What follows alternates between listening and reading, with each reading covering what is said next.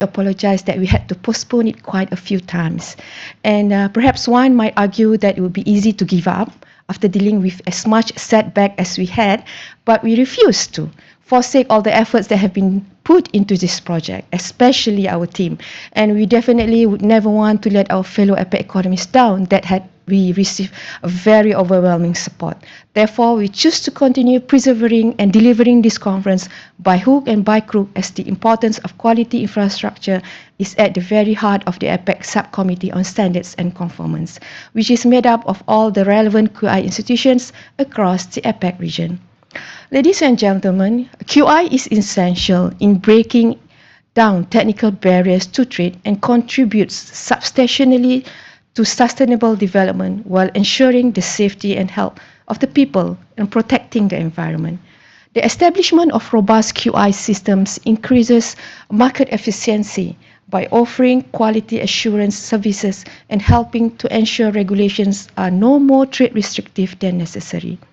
It is thus the key to the greater integration of the APEC economies into the regional international trading system. Therefore, the objective of this project is to provide an opportunity for information sharing on the best practices of quality infrastructure among the APEC economies, especially on their respective implementation and governance of their QI systems to ensure the best possible QI services. And we believe that from this exchange, APEC economies will be able to identify practices that best suit their own context, needs and specificities, and help them keep up with the international trends in trade and development. Ladies and gentlemen, for your information, we have previously delivered the first output of this project. The first one is the virtual policy dialogue among the SCSC members as our first deliverable on the 3rd October 2024 as a prelude to this conference, which discussed APEC economists' expectation for the conference, as well as to receive comments and additional input from the economists on the topics to highlight and the formation of the conference agenda itself.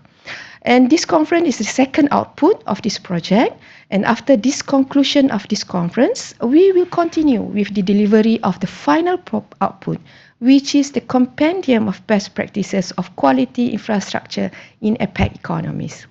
The compendium will draw on information from the preliminary research survey responses we received by participating APEC economies, and also we top up with the discussion from this conference, which include examples of best practices of implementation of QI and initiatives related to the governance of QI in different APEC economies that we believe can be utilized as a reference to us.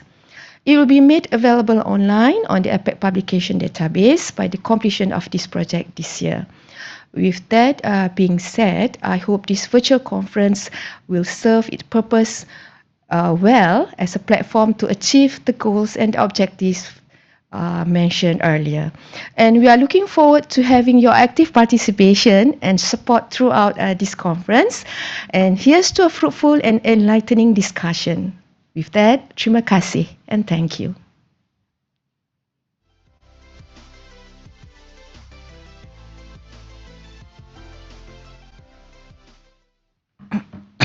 Thank you, Ms. Latifa, for that inspiring remarks on the project background.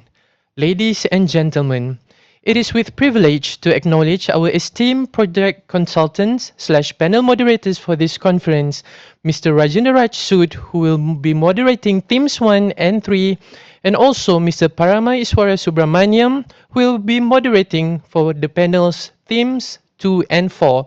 We believe that we are leaving all the speakers and participants in their good hands, and we would like to wish everyone an enlightening and fruitful session for the next 2 days. So, without further ado, allow me to hand over the floor to them. Mr. Raj, the floor is yours.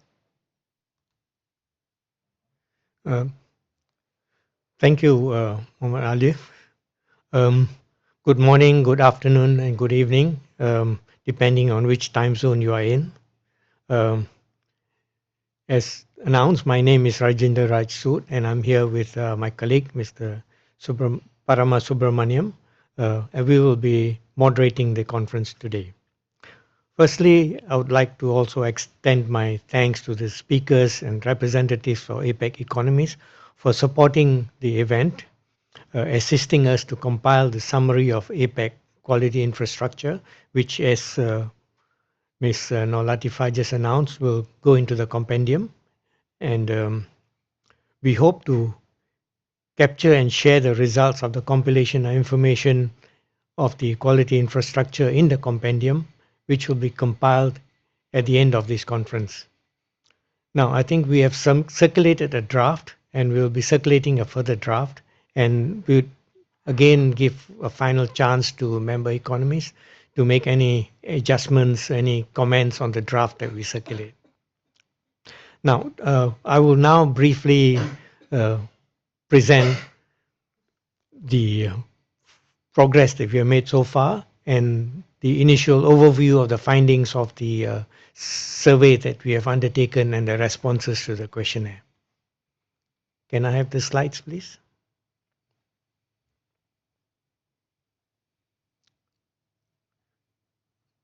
And next one. Okay.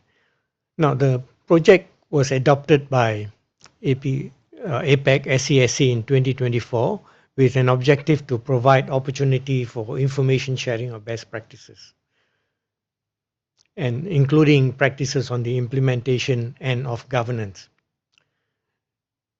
Now, the overall long-term objective is to ensure the availability of best practices in QI services in APEC economies. Now, we have undertaken a series of events prior to this. So we had a virtual policy dialogue in 3rd October 2024, where we were able to confirm the themes of the conference and outline of the conference. Then we followed up with a questionnaire survey, which helped us to compile a summary of QI in APEC member economies. And we have today's conference, and we will be following up with developing the compendium. Now, just a brief introduction of the brief concepts of what we understand by quality infrastructure.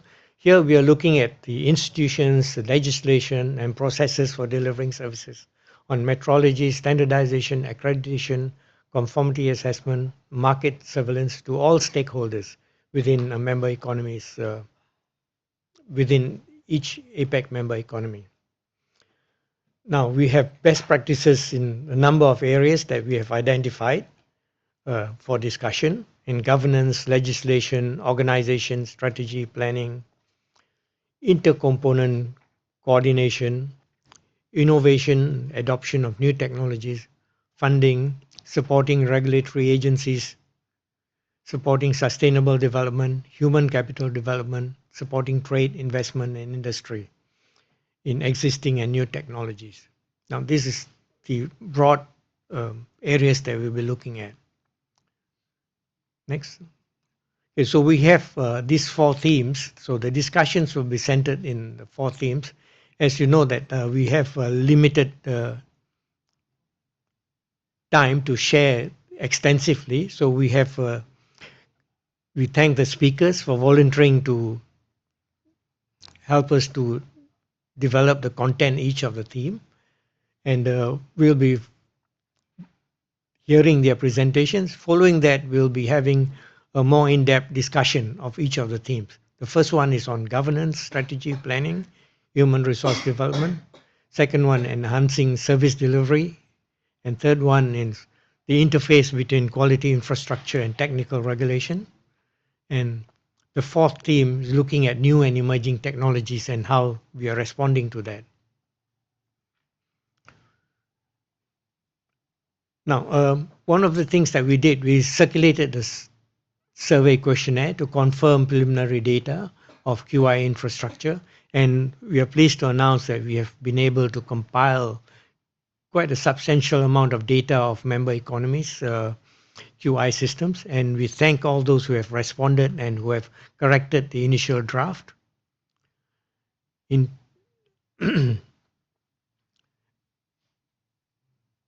And we have also, I think, made some general observations of the QI infrastructure, which I'll share in the next few slides.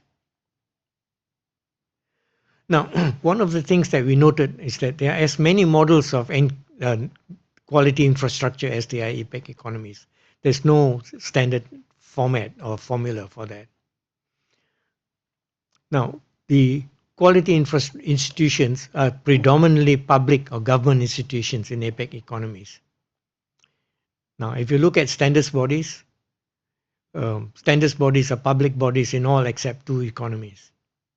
Metrology institutes, they're government agencies in all APEC economies, so the government takes a lead in this. Of course, they have other subsidiary bodies which they collaborate with the private sector. Accreditation bodies, we have a mix. They're public bodies in all except in three economies. A number of APEC economies has established laws and institutions that provide for overall governance. Not all, but a number of them. And the level of integration between the various elements of the quality infrastructure varies. Now, it's of course naturally highest where national laws have been define the overall structure. In other economies, individual legislative instruments define each element, that they have specific legislation for each element.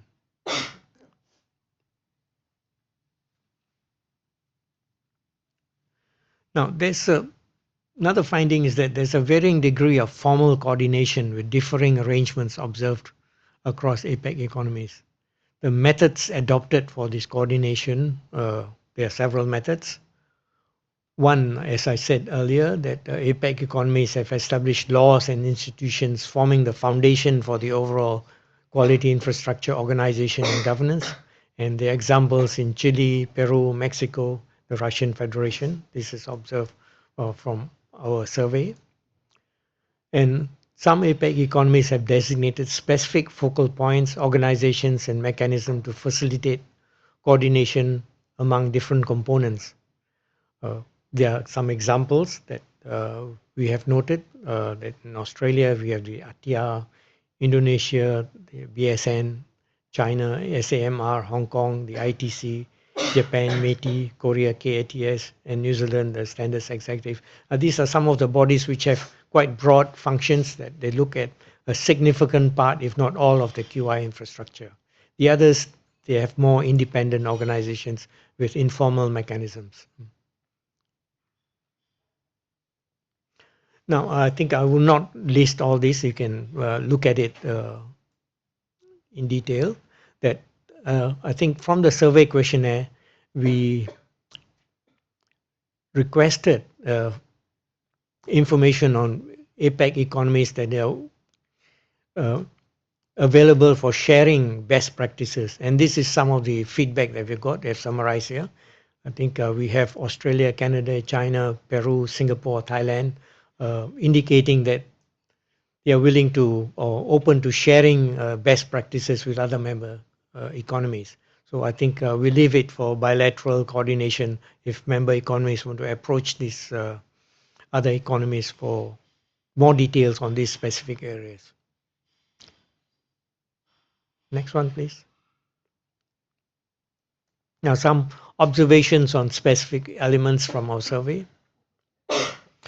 Now, all APEC economies except one publish economy standards.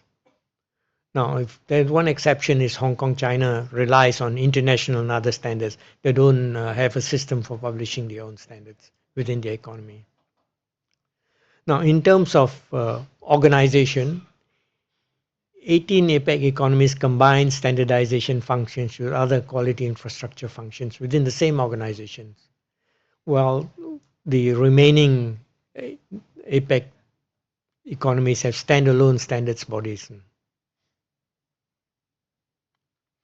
Now, another feature that we noted is 5 economies have established a distributed standards development by appointing what they call, I use the term SDOs, standards development organizations, which are external organizations which support the main standards development. Now, you'll listen to Canada as one economy that has authorized qualified standards development organizations to self-declare the economy standards. That's something I think quite unique that we noted.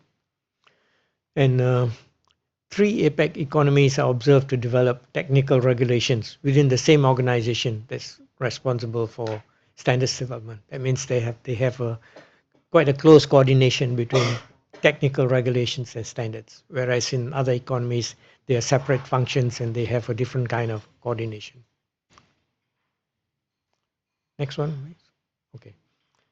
Now, in terms of metrology, of course, all economies retain authority for national reference standards within government bodies and legal metrology. And we note that for industrial metrology and provision of calibration services is mainly undertaken by specialist private sector organizations.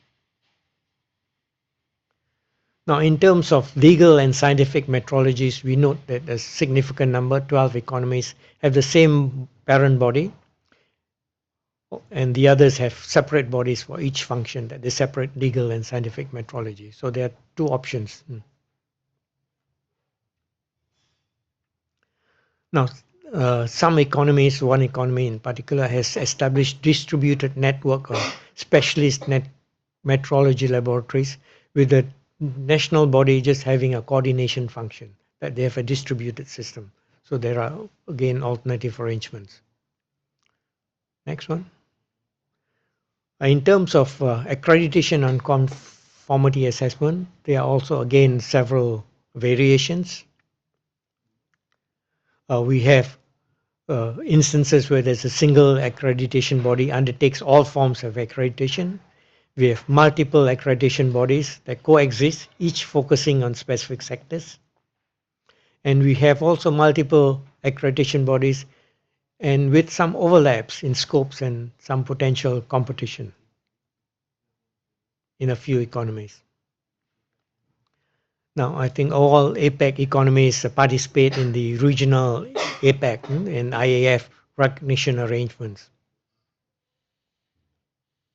Of course, in terms of conformity assessment practices, both public government bodies and private sector bodies provide services, including for the non-regulatory and regulatory purposes. So there's a mix. There are also some specific conformity assessment provided by regulatory agencies, mainly to support regulatory enforcement of regulations. And there's also the practice of designating conformity assessment. These are third-party bodies to provide services to support regulation. Market surveillance, again, there are variation.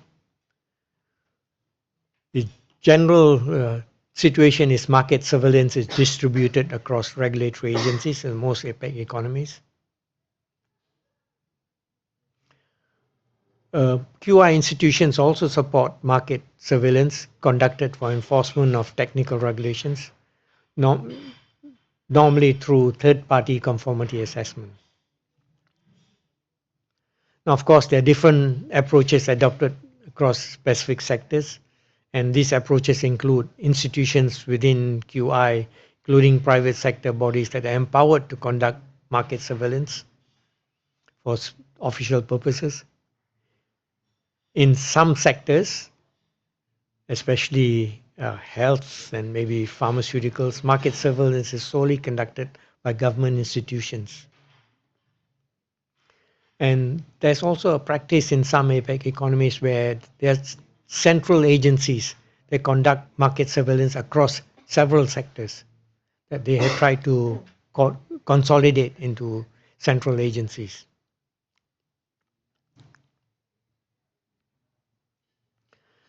And the next observation with regard to interface between QI and technical regulations, from our survey, again, we note different approaches in dealing with the interface.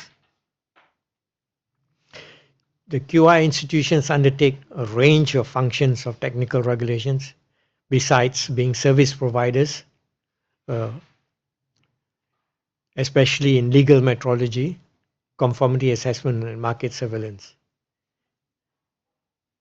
In these cases, the QI institutions have a dual service provider and regulatory role, that the QI institutions do assume a regulatory role in some agencies.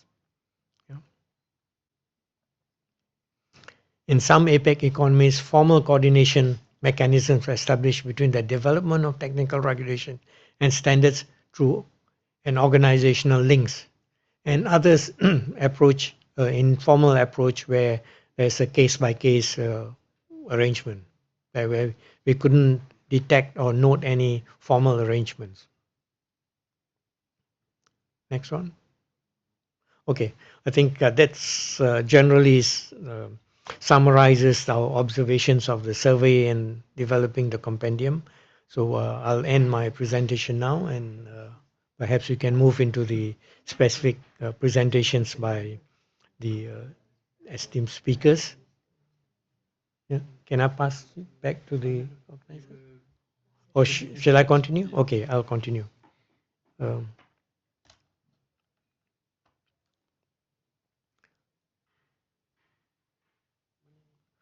Okay, as I said earlier, that we have 4 themes for this conference. So we'll start with the first theme, that is theme 1, QI governance, legislation, strategy, and human resource development. Now, the legislation defining quality infrastructure in APEC member economies is, as you can see, diverse. This in turn has resulted in varied organizational arrangements in the governance of QI institutions. The purpose of this session is to exchange views on the paths adopted by APEC economies, and we have 3 speakers who will share their experiences and provide as an introduction to the discussions.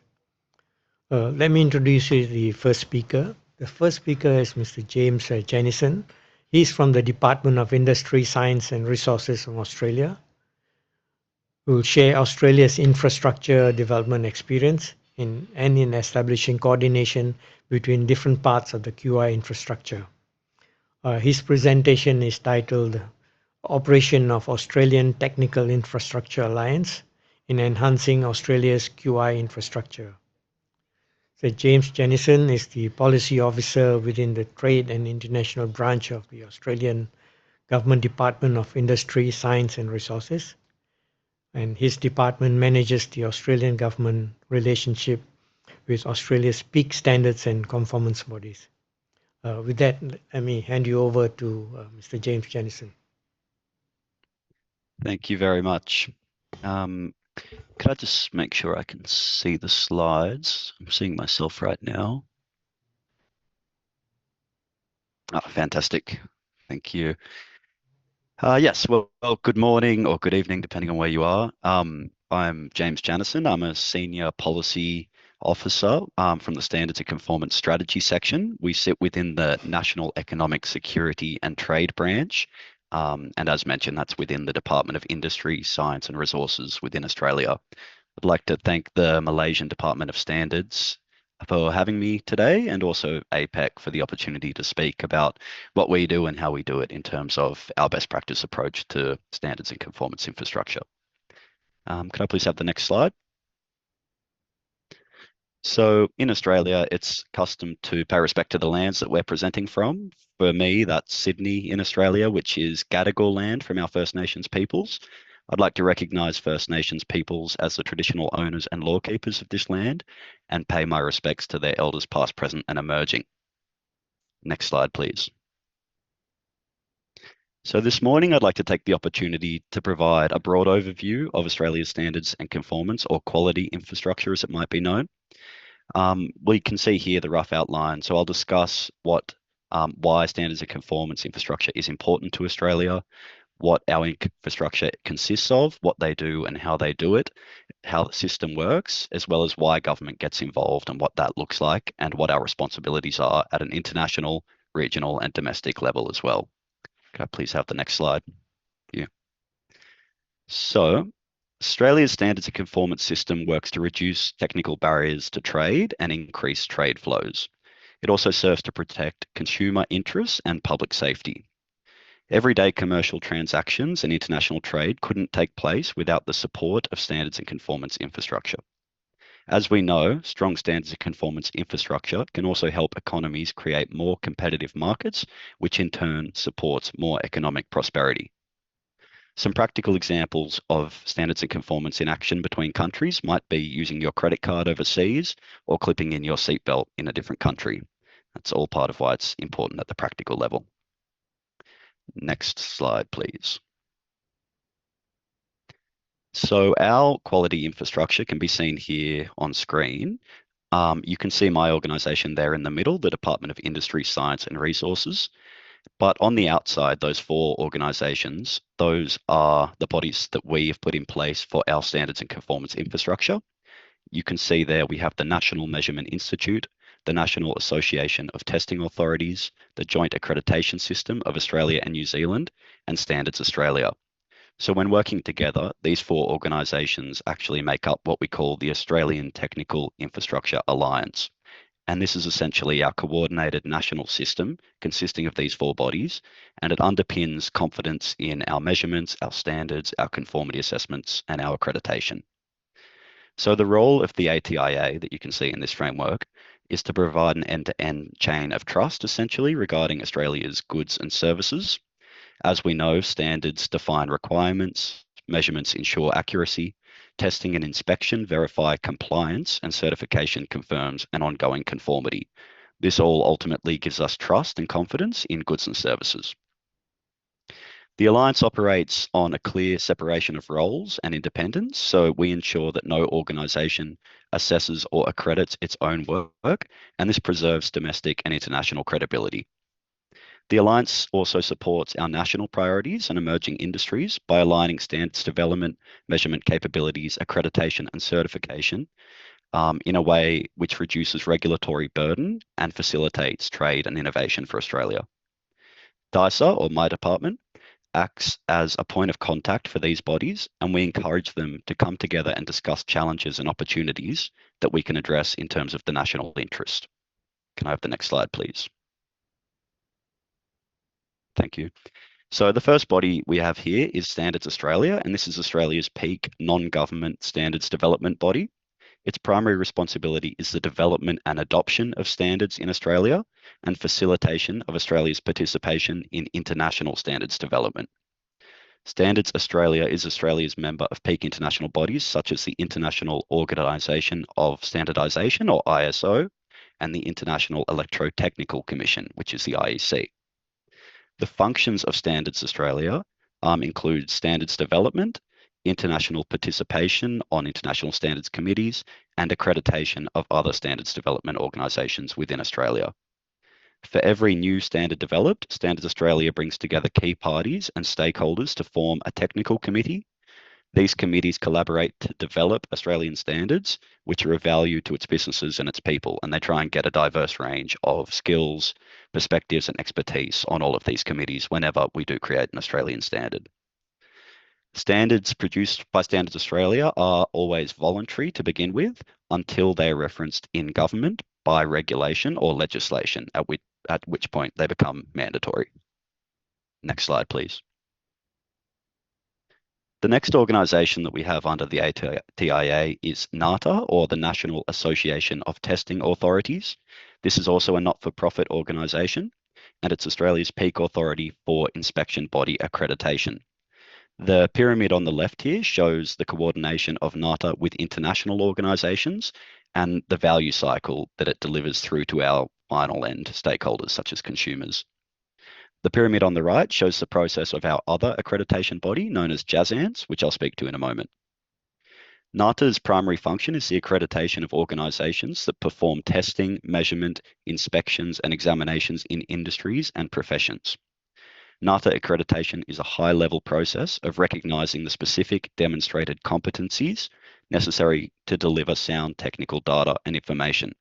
This allows decisions in labs to be made with confidence, and it has flow-on effects for confident consumers as well. Their services can include on-site peer assessment of technical competence, assessment and evaluation of facilities for specific competencies and capabilities, and regular on-site surveillance of accredited facilities as well. It's also worth noting that NATA has the right to suspend accreditation and allocate sanctions if they note that laboratories aren't following the best practice. NATA is also Australia's member to the Australian Asia Pacific Accreditation Cooperation, or APAC, and it also represents Australia's interests in GLOBAC, formerly known as ILAC or the IAF. I believe they've had a name change as of January this year. So a practical example of NATA in action can be seen during the times of COVID-19. So they would actually accredit the laboratories that could claim to deliver a PCR test to provide a COVID diagnosis. So their role's hugely important in giving consumers, the public, doctors, the hospital system, in this example, confidence in the tests being undertaken and the people doing them. Next slide, please. So next we have JASANS, which is the Joint Accreditation System of Australia and New Zealand. Again, a not-for-profit organisation. And this organisation was actually established by a treaty between Australia and New Zealand back in 1991. So it's a somewhat unusual setup to have an accreditation body that's joint between two economies. But the reason this is the case is because Australia and New Zealand work very closely to try and deliver a single economic market. So we have a shared accreditation body between us. JASANS helps markets work better by providing internationally recognized accreditation services that can provide an economic benefit. Some of the industries they work within include business and management systems, sustainability and environment, food and biological systems, human and health services, product certification, and construction. JASANS does not certify or inspect organizations, products, and people, but they do accredit the bodies that do provide that certification. This is done by developing the assessment criteria that certifiers and inspectors must meet in order to become accredited. JASANS also represents Australia at the Asia Pacific Accreditation Cooperation, the Asia Pacific Accreditation Cooperation, which is another active member of the APEC community. Next slide, please. Finally, we have the NMI, which is our National Measurement Institute. So this organisation is actually a division within my department. It's a government entity because it forms several sovereign functions. So it is the legal authority for measurement in Australia. It maintains primary measurement standards such as time, mass, length, electricity. Its decisions underpin law, trade, taxation, safety, defence, and science. And it's worth noting that the legal metrology associated with trade in Australia, it's associated with over $400 billion per annum of goods and services entering and leaving our borders, which needs measurement in order to give people confidence. The NMI is responsible for the National Measurement Act, produced in 1960, for Australia's top-level infrastructure for physical, chemical, biological, and legal measurement. It also represents Australia in key international metrology organisations, such as the International Bureau of Weights and Measures and the International Organisation of Legal Metrology. Some of its many functions can be seen on the screen now, so everything ranging from SI unit implementation in how we go about our daily lives through to biological and chemical applications. Common examples of measurement in use or legal metrology, it's the classic 1 litre of petrol at the petrol station or 1 kilo of apples at the supermarket. They have practical teams that go around and make sure that that is actually, you're getting what you're paying for, which is a basis of trade. The role of the NMI is hugely important because measurement actually affect trade competitiveness, fairness, consumer protection. It plays a role in courts and enforcement, as well as in our international treaties, which often reference SI units or International System of Measurement units.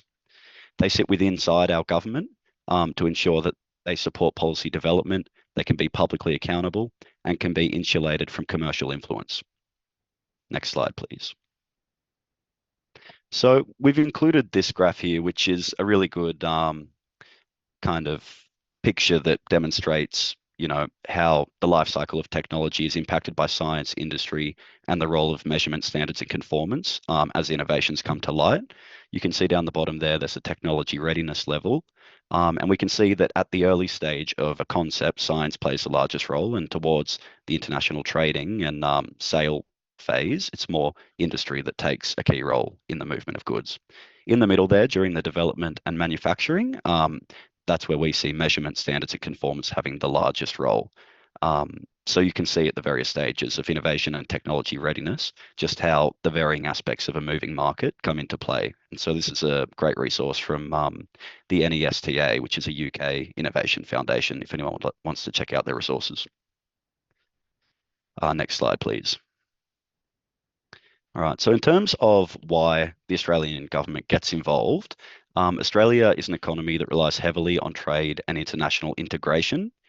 It's important for Australia that standards and conformity assessment procedures are aligned with international best practice and don't inhibit any of our trade opportunities. We align with our WTO TBT obligations and support our ATIA members to do the same. We operate as a government on a core principle that if a system, service, or product has been approved under a trusted international standard or risk assessment, Australian regulators should not impose any additional requirements unless it can be demonstrated that there's good reason to do so. So essentially, if we have trust in our partners, we don't deviate from international norms unless there's a key reason for Australia to take a different direction. The government has a role in ensuring that ensuring that the right standards are the ones which are made mandatory. As I mentioned before, the majority of standards are voluntary until referenced in legislation. So we only make standards mandatory where there is a clear reason to do so, and this often relates to instances where they're a matter of public safety or important consumer protection. So across our states and territories, we have approximately 7,000 standards available. Only 1/3 of these are referenced in our legislation, so made mandatory. Next slide, please. So I'll now talk a bit about the department's role at a more operational level.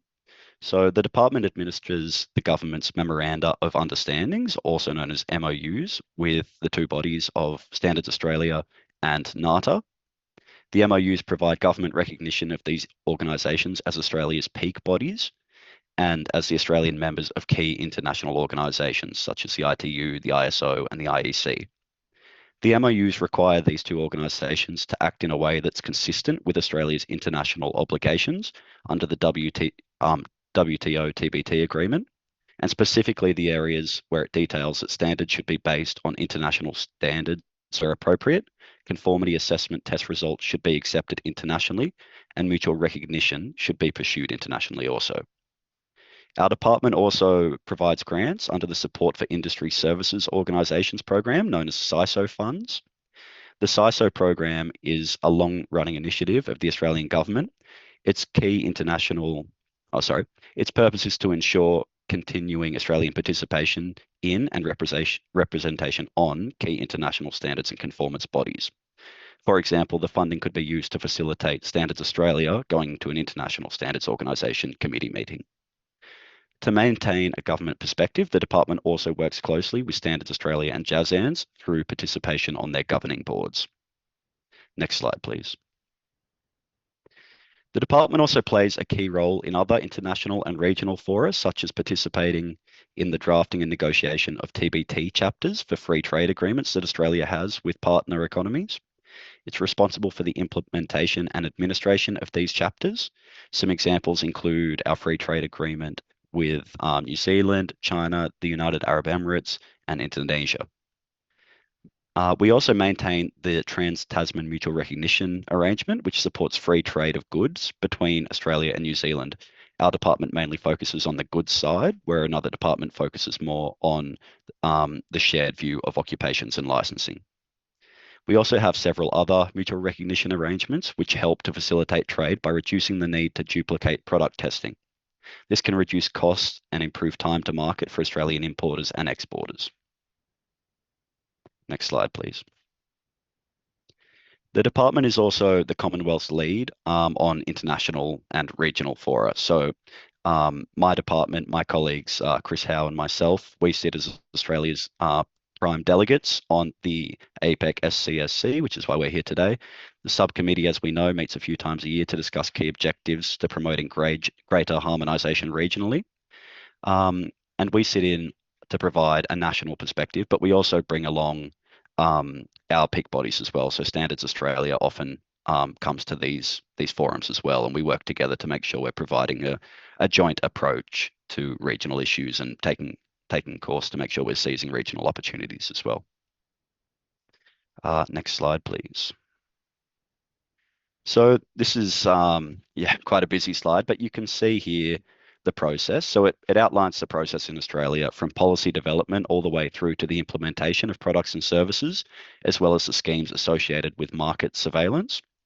You can see in the top row there, the domestic bodies we have in charge, so Department of Industry all the way through to the Australian Competition and Consumer Commission. A row below that, you can see our integration at a regional level. And then below that, you can see how our work ties in with international partners as well. Next slide, please. So we've got several resources available on Australian government websites. Our website that you can see there is www.industry.gov.au. And we're also coming out with a new document titled Best Practice Guide to Using Standards and Risk Assessment in Policy and Regulation. So this guide will be designed to assist policy officers in assessing the suitability of standards and risk assessment in support of policy and programs. The guide is also now being used by the Australian Public Service Commission as part of a course to improve regulatory cooperation. The document you can see here on your right, though, is Australia's Standard and Conformance Infrastructure, an Essential Foundation, which is a public guide that sits on our website, and that walks you through the framework used in Australia in a lot more detail to what I'm providing here today. The document is available, as I mentioned, on the website, but I'm also happy to put you in touch with a direct link to that one if anyone would like to read more about the detail behind our standards and conformance infrastructure and how the ATIA works together to deliver outcomes for citizens, business, and our industries as well. Next slide, please.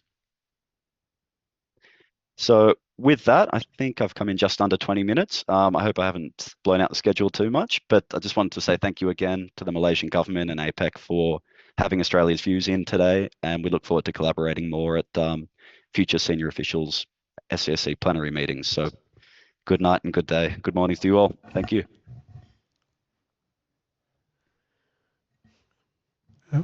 Thank you very much, James. We will do the question and answer after the 3 presentations.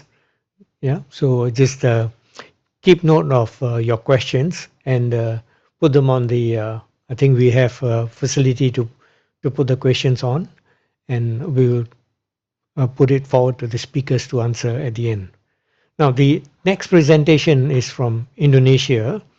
Here we have Mr. Yuliandri Heru Kesumaputra from the National Standardization Agency of Indonesia, BSN, who will present experiences with the implementation of QI legislation in Indonesia. With his presentation titled Implementation of the Laws of QI in Indonesia. Okay. Okay. Carry on, Mr. Yuliandri. Okay. Thank you, Mr. Rajendra. First of all, I would like to say thank you to DSM, Department of Standards of Malaysia, and also APEC for having us as a speaker in this very good event. I would like to, in this session, I would like to present about the implementation of the law on quality of infrastructure in Indonesia. My name is Yuliandri Heru Kusumaputra. I used to, they call me Andri. My position right now is head of legal team in BSN. Next slide, please.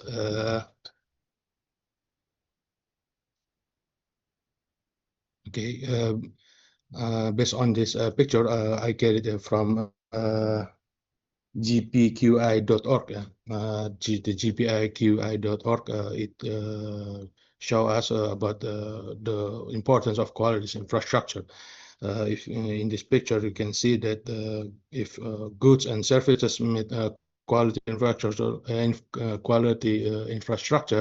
it produce safe and high quality goods and services.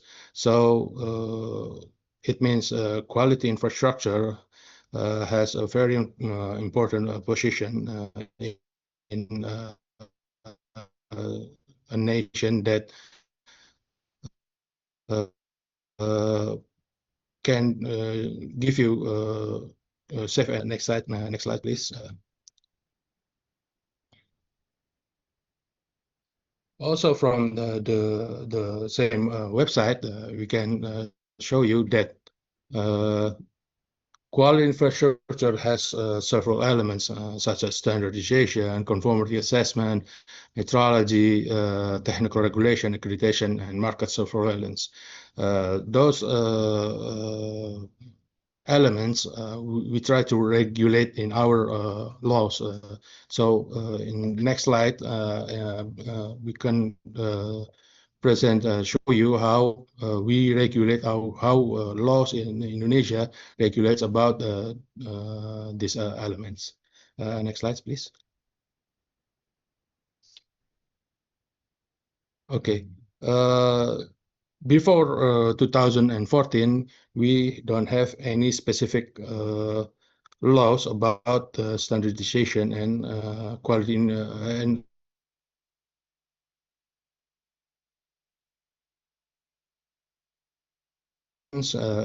presidential decree or presidential regulation. Just for information, based on Indonesian regulation system, we have a hierarchy. Okay, the highest is our constitution, and then MPR decree, and then laws, and then government regulation, and then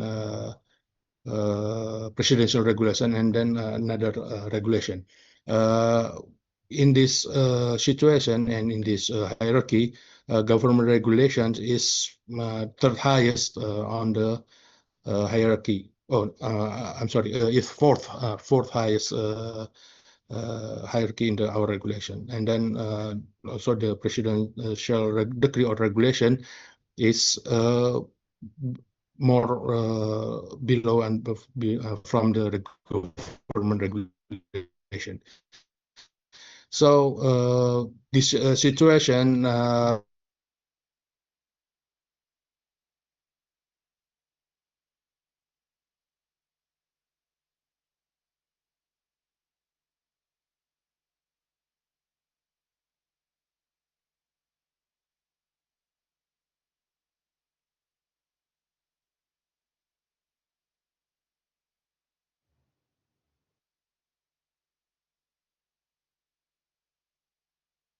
We are having some technical difficulties. I think the presentation is frozen.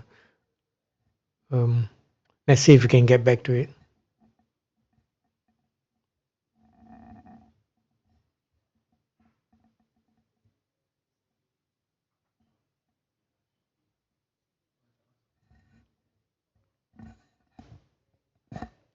Is he still online? Yeah. Okay, please yes, carry on. I'm back online. Okay, thank you. I'm sorry. I'm sorry for the disturbance because the internet in our office is not stable. It's unstable. I would like to proceed the presentation, and then next slide, please. Okay. Since 2014, we have a new law. We call it law number 20 year 2014 on standardization and conformity assessment. It marks that we have a lex specialis.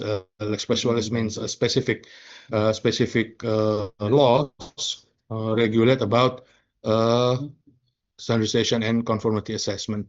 We can say that from the previous slide that standardization and conformity assessment is one of several elements in quality infrastructure. The idea of creating this laws is basically we want to regulate all elements about quality infrastructure in Indonesia, such as standardization, conformity assessment, metrology. But in the timeline, in the time we are in the process making this law, we have several, we have a lot of discussions, and then we only name the law is about standardization and conformity assessment, but the provision inside in this law is regulate about not just standardization, but just because we regulate about accreditation also, and then we also regulate about metrology. We have three different metrology, but in this law, we regulate about technical metrology. If we speak about legal metrology, it has different law. It's much older than this law. It's established in 1981, if I'm not mistaken. So we have older law than this law number 20 and 2014, year 2014. From the law number 20 and in 2014, we also trying to establish the executing regulations such as government regulation number 34 in 2018 and also presidential regulation in number 4 in 2018. The what good thing about BSN is we more strength the presidential regulation number 4 in 2018 on BSN is try to strengthen the BSN position, the organization of the BSN itself, what BSN can do, what BSN can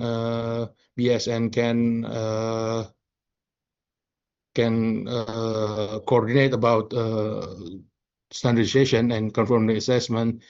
Basically, the president's regulation give more authority about standardization and regulation for BSN, especially about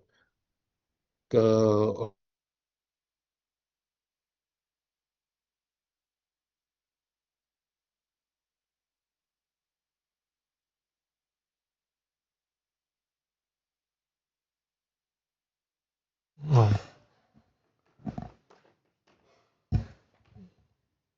well, we have another interruption.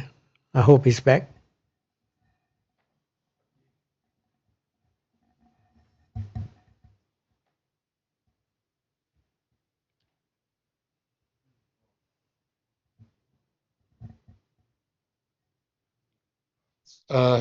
excuse me, Mr. Rajendra, Yeah. can you hear us? Can you hear me? Yes, I can hear you now. You're Yeah. back.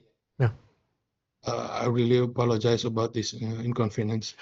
The last presentation, my last presentation is about BSN regulation. We have BSN regulations about SNE development, certification schemes, and SNE marking based on government regulation number 34, year 2018. We have mandate to create SNI development, to create BSN regulation about SNI development because the previous regulation about SNE development is not up to date. Is That's right. still behind the latest update, and we need to make it up to date. And then we are about certification scheme because the certification scheme about the voluntary SNI. For your information, in Indonesia we have two kinds of SNI. SNI is Standard National Indonesia or Indonesian National Standards. We have two types of implementation. First is a voluntary implementation, and then the second one is a mandatory implementation. The voluntary implementation is fully regulated by BSN. I mean, BSN have full authority in regulating about the implementation of SNI in voluntary ways. But in mandatory ways, we, based on the law number 20 and 2014, it spread among the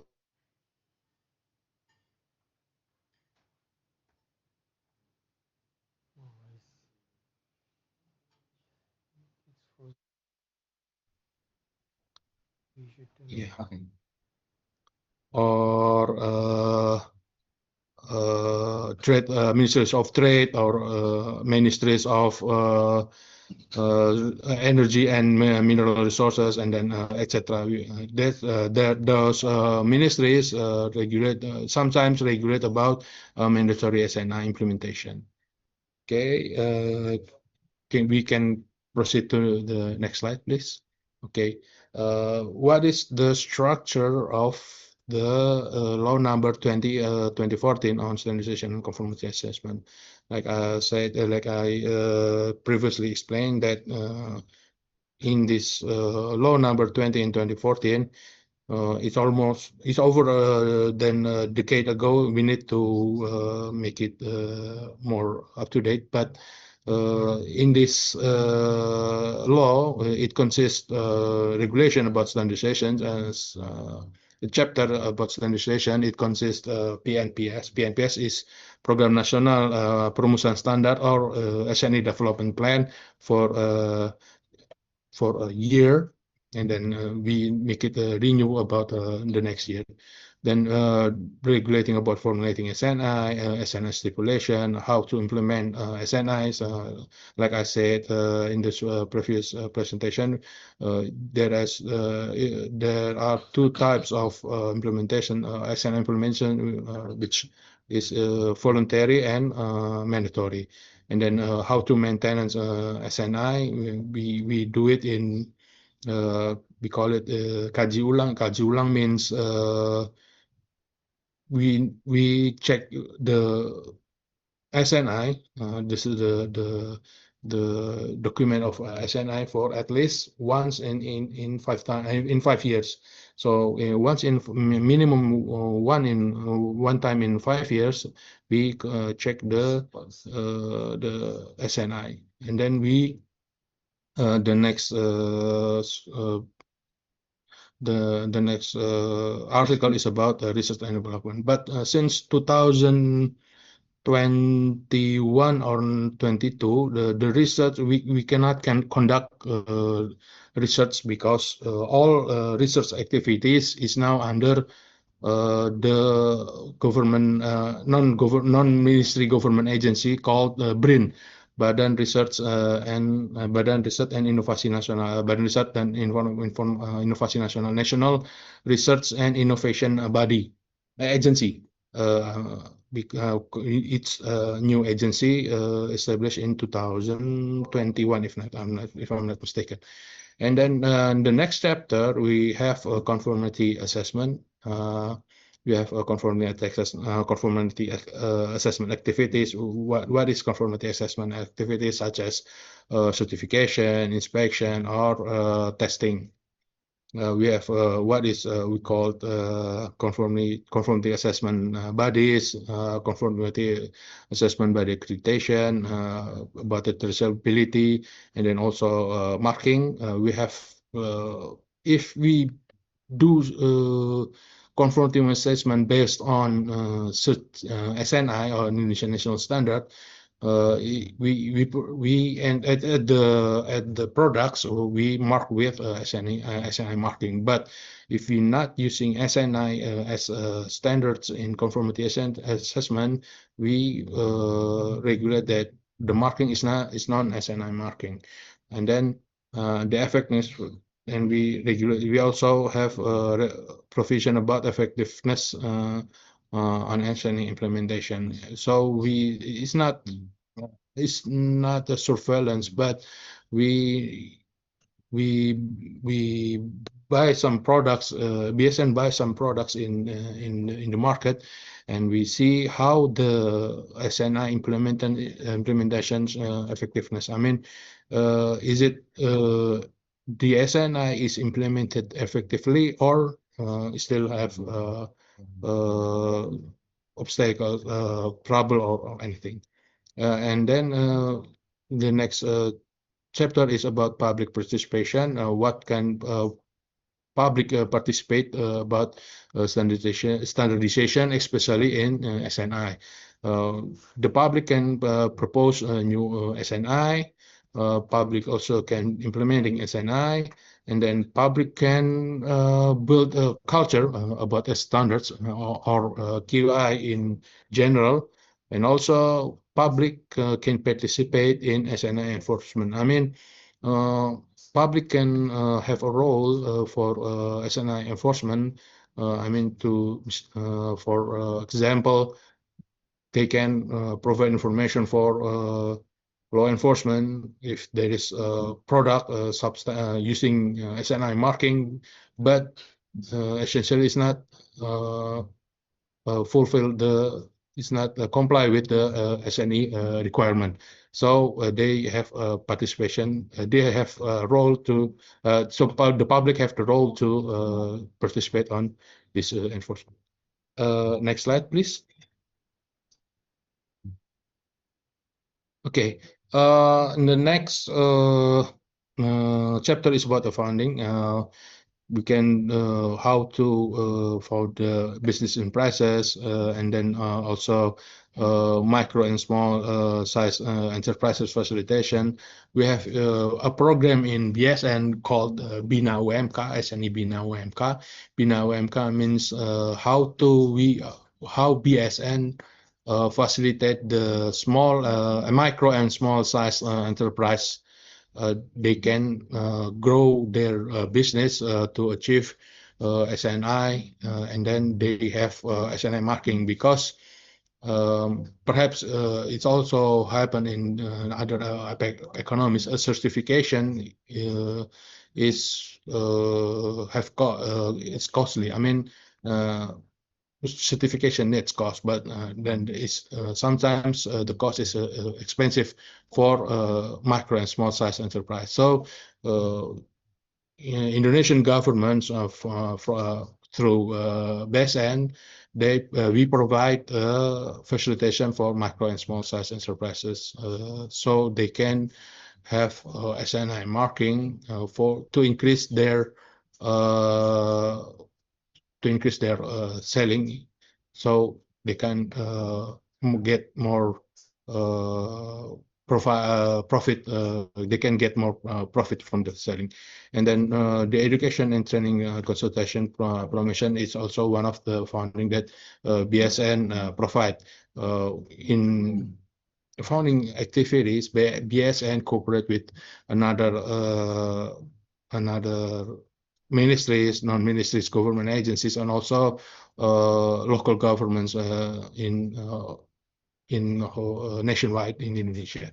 And also in the next chapter, we regulate law number 20 regulate about the mandatory about SN implementation, and also what can ministries, non-ministry government, government agency, and local government can do in surveillance. They can do market surveillance, and then they can check the products in the market. Is it comply with the SNI or non-SNI? If the product based on non-SNI, are those products comply with the SNI requirement? If not, you can still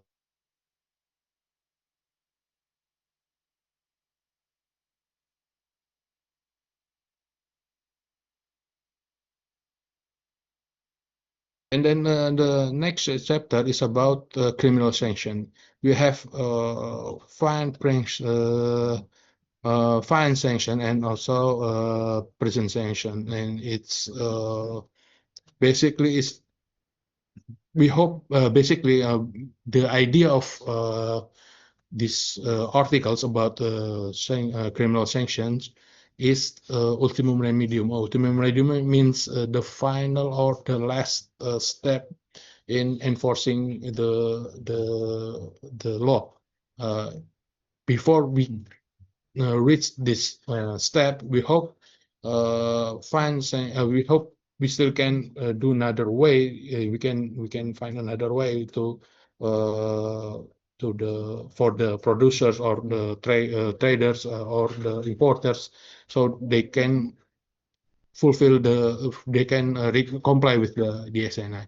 But if they have bad intention, they have no good intention to make people injured or not, or not safe, or people sick, or I mean bad intention or criminal intention. They have crime intention, so they have threats to fine sanction and prison sanctions.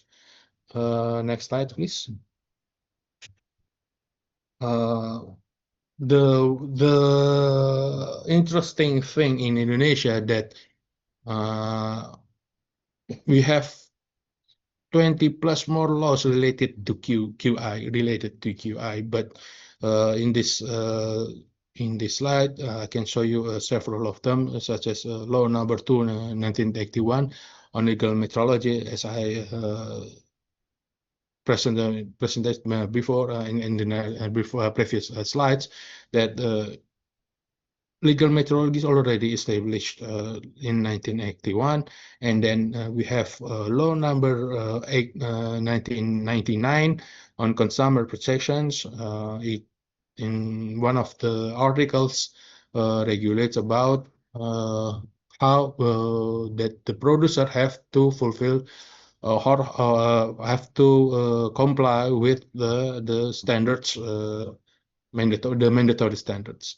And then we have law number 3, year 2014, law number 7, 2014 on trade, and also we have a specific law about halal product assurance, which is law number 33, year 2014 on halal product assurance. And then the newest laws related to quality infrastructure is law number 6, 2023 on job creation. We call it Cipta Karya, or job creation, and law number 17, year 2023 on health. The law number 6 in year 2023, we call it omnibus law, because we have a lot of laws that changed or revised in this specific law, with this specific law. I mean, this specific law revised a lot of articles in other laws, but fortunately not included law number 2014 to make job creation easier. So it is one of the government strategic plan to create business, make business in Indonesia easier. So the investor can come in Indonesia more oftenly. Okay, the next slide, please.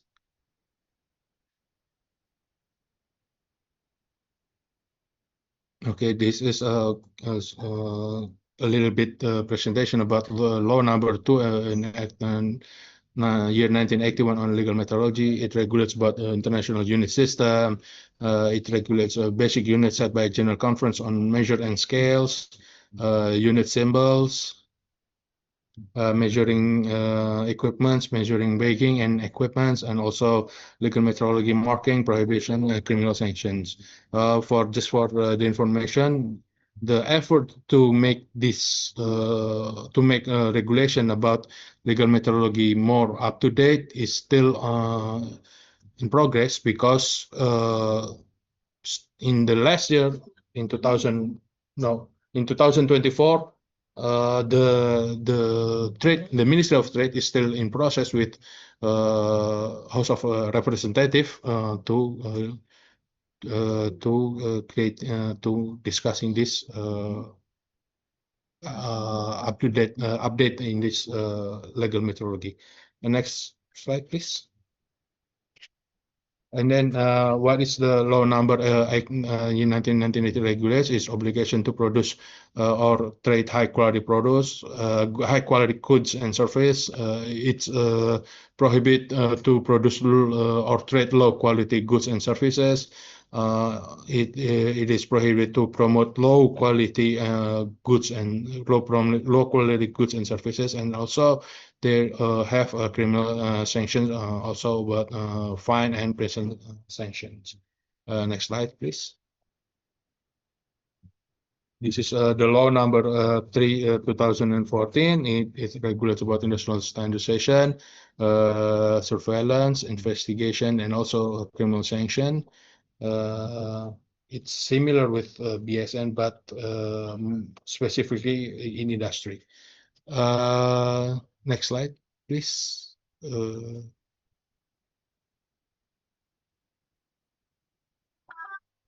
Next slide, please. Okay, this is the law number 7 year 2014 on trade. They also regulates about standardization for goods and services such as mandatory SNI or technical requirements, conformity assessment, and SNI marking, surveillance, compliance to compulsory SNI or technical requirements. They also investigation, criminal investigation. They regulate because Ministry of Trade, they have PPNS. PPNS is General Public Servant Investigator.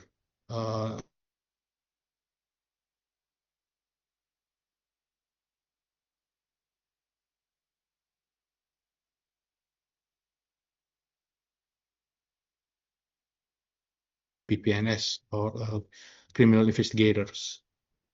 And then there also law number 7 2014 also regulate about criminal sanctions related to standardization for goods and services.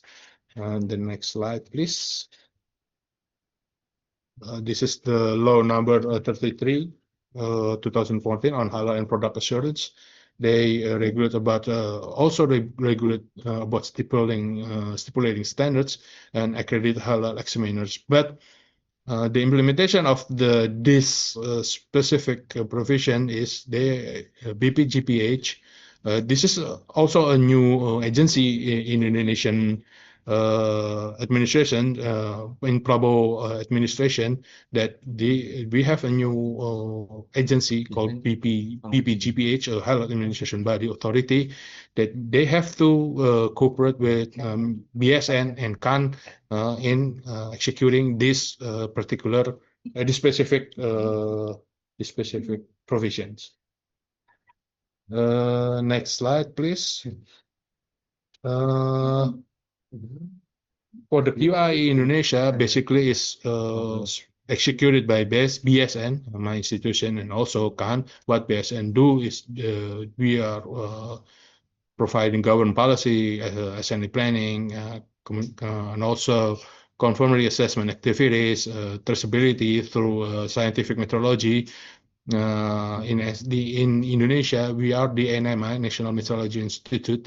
We have the NMI, the designated NMI Indonesia is in BSN, in SNSU, National Standard Nasional Satuan Ukuran is National Measurement Standard, National Measurement Standard in Indonesia. And also we have SNE marking, regulation about policy about SNE marking, and also policy about effectiveness on SNE implementation. And then we have cooperation with national and international agency bodies. We also CAN is Committee Accreditation Nasional. They are a national accreditation body. They accreditate the certification, conformity assessment bodies such as certification body, inspection body, and laboratories. And also ministries, non-ministries, and local governments. So they have role in compulsory as making SNE mandatory, and then making SNE marking, in making the market surveillance, law enforcement, processing new SNI, conformity assessment, and also in local government they can conduct legal metrology in gas stations in Indonesia. The legal metrology for the gas station or gas pump in Indonesia is provided by the local government. They conduct legal metrology for gas pump in gas stations in Indonesia. And also the next slide, please. This is my last presentation. Because the law number 20 is already over than decades ago, we need to revise the law number 20 and make it more up to date about the situation in Indonesia. So we are still in track to make it happen. In our plan is we hopefully we can finish it in 2029, and then the institutional about BSN itself, we have to make it BSN positions more clear among this organization in Indonesia, and then capacity building for the employees in BSN, and also the policies we need to strengthen cooperation between interagencies in Indonesia conducted that. I think that's all presentation from me. I would like to say thank you very much for the attention and for the time that given to me. Thank you, Mr. Rajendra. Thank you very much, Andre. Thank you for that comprehensive presentation of especially your legislation on the QI infrastructure.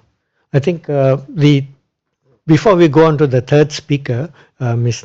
Natalie Cohen, and we have a recorded presentation from her because she's not been able to be with us in person. We will, I think, move on to the question and answer first, and we'll look at her presentation after that. I think we have a number of questions that have come in. They are on the Q&A section of. You can read the questions. I think most of the questions, the earlier questions are directed to Mr. James Jennison. Could I call upon him to have a look at the questions and answer them? Hi there. Yes, some of them are quite straightforward. Some of them I might take on notice and provide a more detailed response on. Okay. But yes, very good to see engagement and curiosity. So I can see the first question. Where do standards development agencies other than Standards Australia fit in to our framework? So yeah, Standards Australia is our peak body, but it can also accredit other standards development organisations to take part in developing Australian standards as well. So when this happens through their accreditation, other bodies can also develop an Australian standard. We also have standard development bodies in other specialist fields like Food Standards Australia, New Zealand. That's a body separate from Standards Australia that develops standards as well, which looks after our food safety and things like that. So yeah, the market kind of sorts itself out in terms of niche areas that require additional focus from standards development organizations. So that's how I'd respond to that first question. Did you want me to go through all the questions or just address one or two? I think it'd be good if you can address all the questions. Are there too many for? There's a few. I can move on to the next one. Okay. Jazance, yes, I can see here. Jazance also accredits inspection bodies similar to NATA. How is the demarcation between their scopes established? Yes, that's a good question. And yes, quite counterintuitive to have two accreditation bodies. So NATA actually focuses on laboratories and technical facilities, whereas Jazance focuses more just on certification bodies. So anything lab focused tends to seek NADA accreditation, whereas JASANS is more general accrediting certifiers. Has there been any R&D established to Australian standards? Yeah, so research and development, the government invests heavily in research and development, but no, there's no formal kind of R&D established around standard development. But what we do is work closely with our science institutions. We've got an organization called the CSIRO, which is very innovation focused. They invest heavily in R&D. And so what we do is we try and work with them to create an environment that facilitates innovation. Part of that is getting an idea of the latest measurement, the latest standards available to support standards development. I see there's a question there on a formalized platform of interaction between regulators and QI agencies. To my knowledge, we don't have a formal platform. We tend to rely on just communication on an as-needed basis. We have our MOUs. Regulators are invited onto standards committees to provide their input. And we also try and make sure that standards development is industry focused and it only is kind of liaised into regulation when and where it's necessary. So when that happens, our department works closely with the regulators to make sure they're informed about how standards fits into the ecosystem and how they can actually engage QI stakeholders to make sure that regulation reflects best practice QI. So I believe that's the handbook as well that I referenced in one of my slides is the Commonwealth Government is producing a best practice guide for regulators to actually use standards and international standards and work constructively with QI organizations that already exist.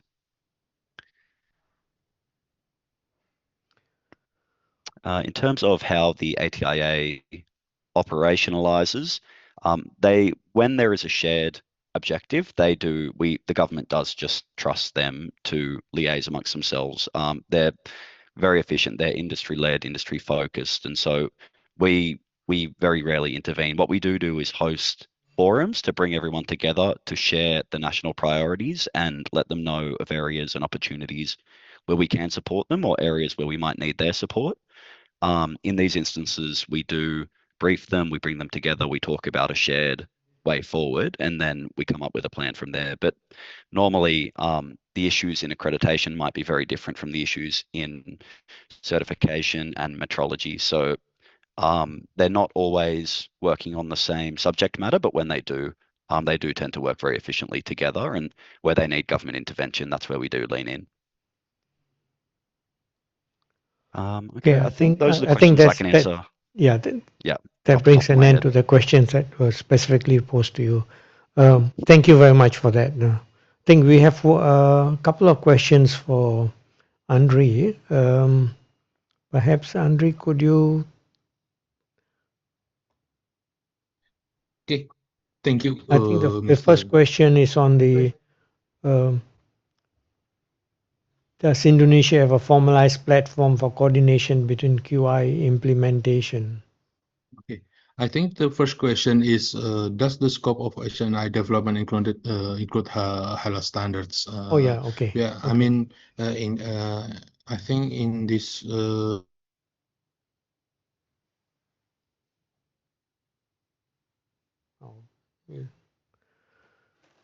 We lost you again.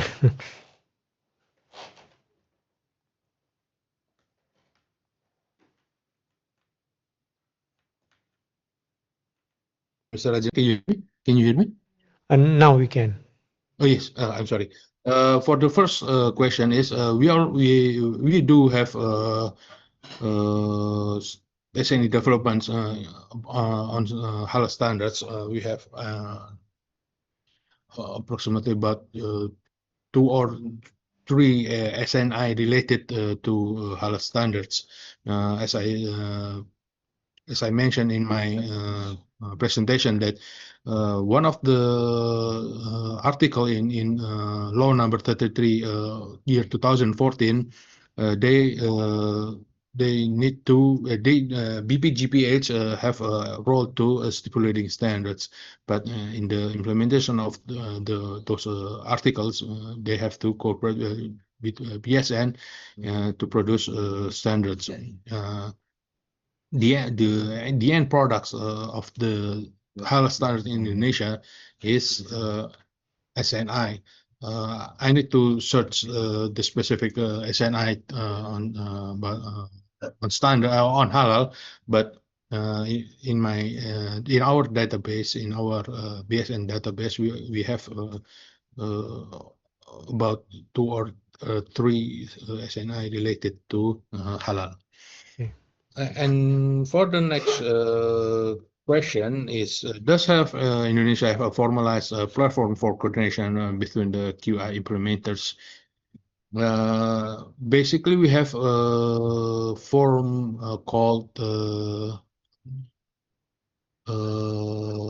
I forgot the name of the forum, but it consists of the Indonesian regulatory ministries and also non ministries government agency. We conduct annually meeting to discuss about the implementation of QI in Indonesia, but the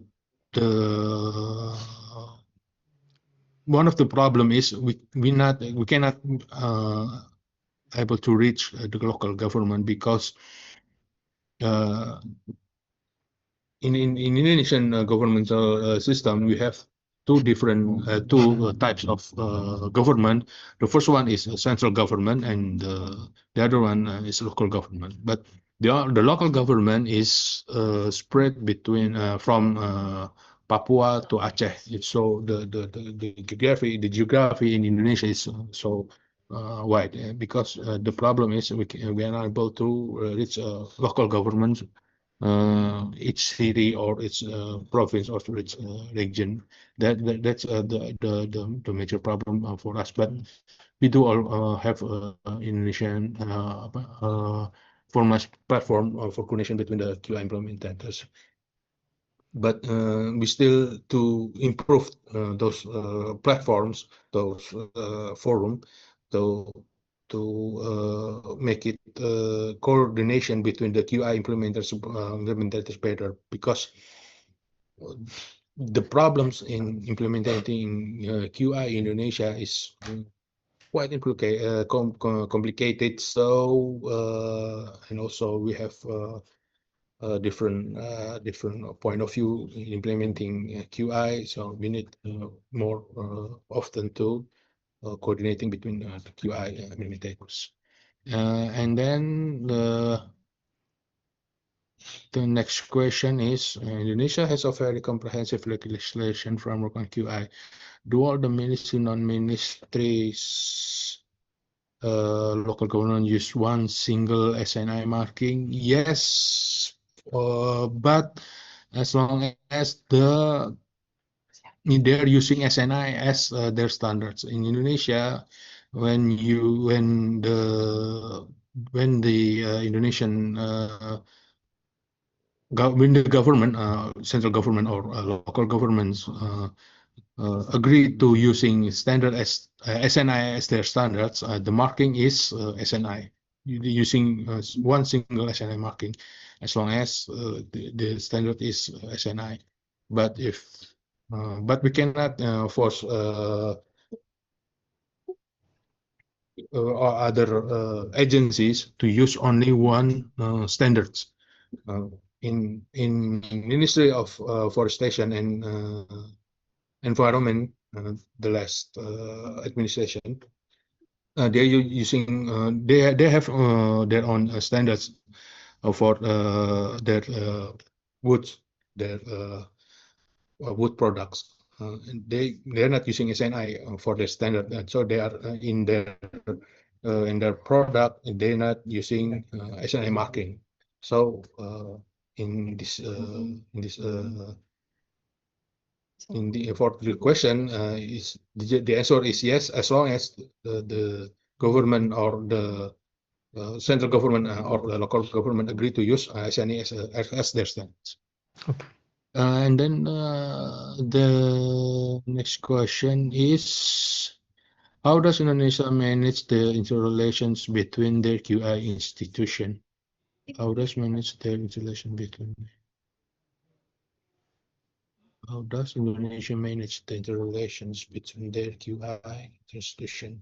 Yes, we are using coordination forum Yeah.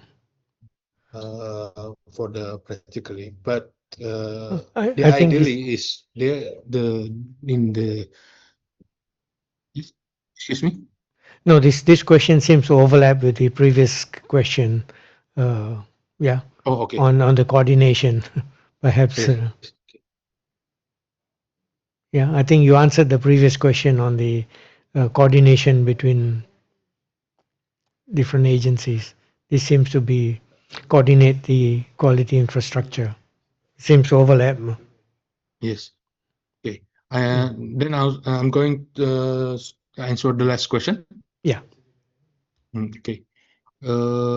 The last question is that means BSN develop SN is related to halal, but the marking is not SNE marking. Yes. The problem is the SNI is the halal the halal implementing it. I mean the the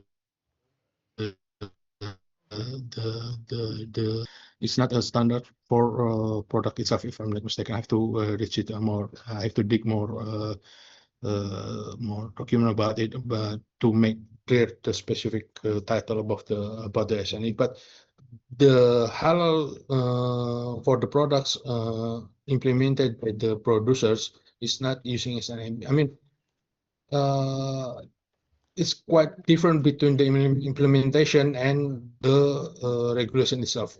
The regulation itself says the BPGPH needs to coordinate with BSN to stipulate standards. But yes, they did coordination with BSN in stipulating standard, but those standards are not implemented yet by the producers, also the importers in Indonesia. So we cannot say that using they're not implementing the SNI. I mean, that's so because of that, they are not using SNI marking Okay. because the producers and or the traders or the importers they are not implementing the SNI because the on the products they are not marking the using the SNI marking. Uh, Yeah. I and think that's the last question. I think. that's the last question. Yeah. There's another question. Is it Is there any allow more? me? Oh yeah, there is one more. Okay. About the national mark SNI, what product? What about the product level? Is it under the government?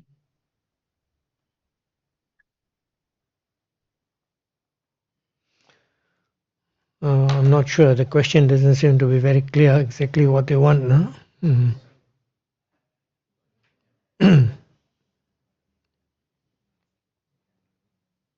I'm sorry, I can't clear for me.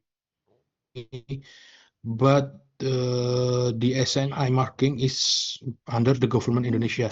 I mean, BSN is the owner of the SNI marking. The owner of the SNI marking. We registered the SNI marking to the Directorate General of Intellectual Property, Ministry of Law in Indonesia. It means BSN is the owner of the intellectual property of the SNI marking.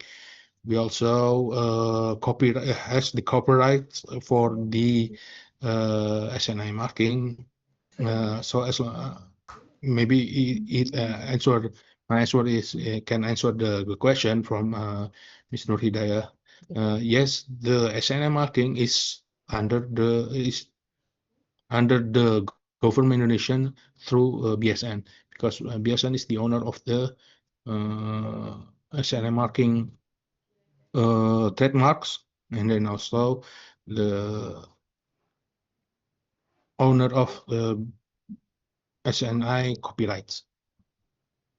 Maybe that's I can answer for the question. Thank you for all of the question. Okay. Thank you very much, Andre. I think we are running a little bit behind time. I would now really like to go on to the presentation by Miss Natalie Cohen.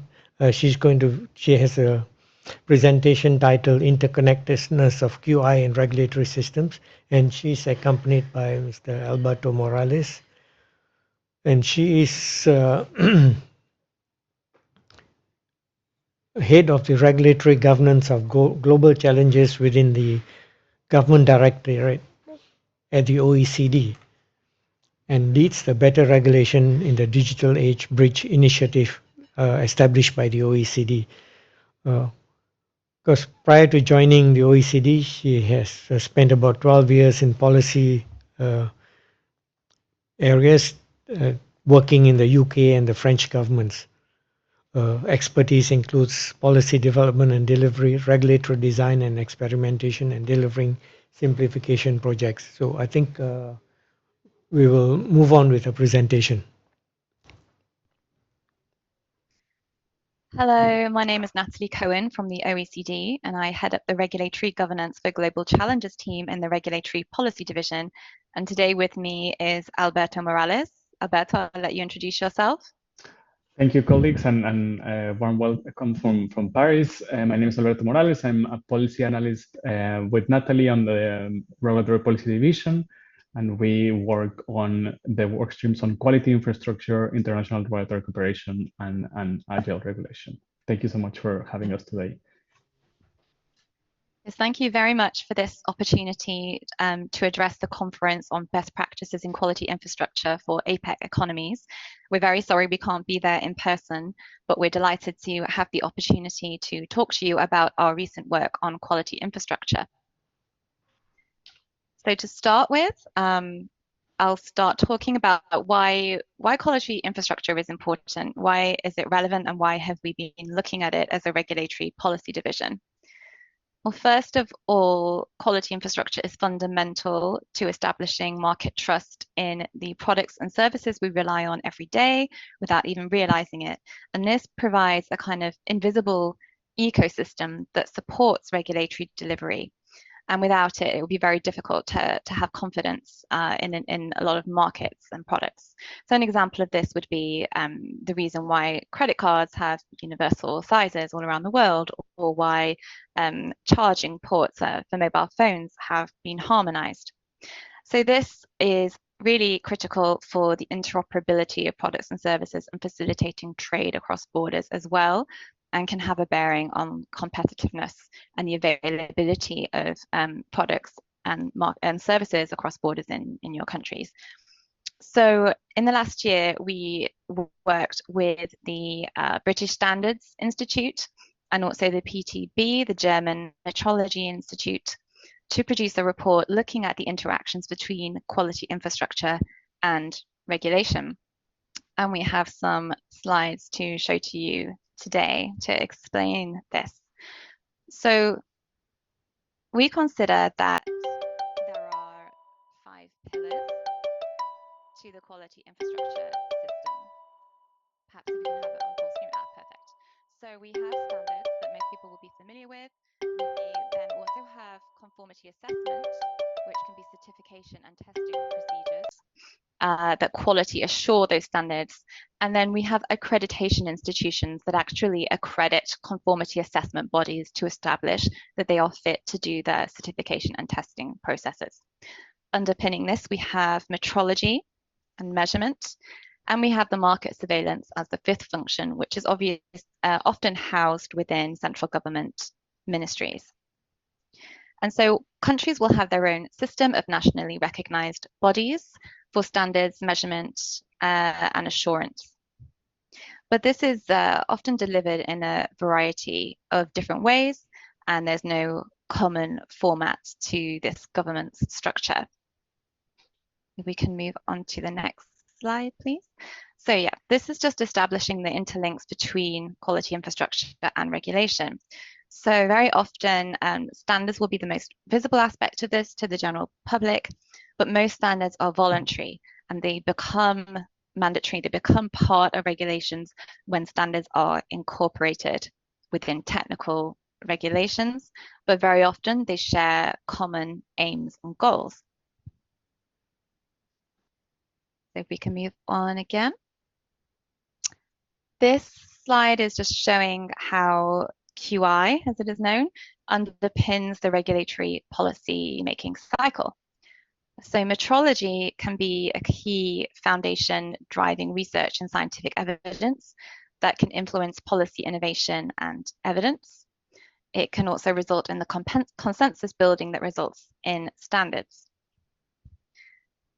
We also encourage countries when they're doing regulatory impact assessment to consider alternatives to regulation. And sometimes this can include looking at standards and industry-led regimes as alternatives or complements to regulation. And we're also encouraging policymakers to consider the needs of their quality infrastructure services as they develop policymaking proposals. When it comes to the implementation of regulation, QI also has a role to play, and often the conformity assessment processes and accreditation play key roles in achieving compliance with regulation and demonstrating compliance as part of regulatory regimes.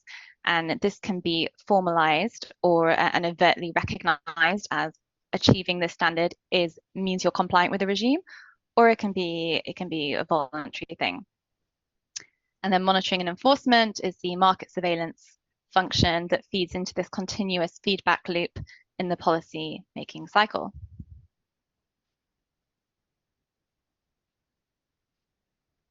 So we are seeing, as we look at the needs of how to adapt policymaking and regulatory policy in the digital transition and in response to global challenges around the green transition as well, that there's a lot of focus on standards, particularly where governments are not yet ready to determine how they will address something with a regulatory regime, or whether when they are deliberately taking a wait and see approach to understand how existing regulatory frameworks are responding to new and emerging disruptive technologies.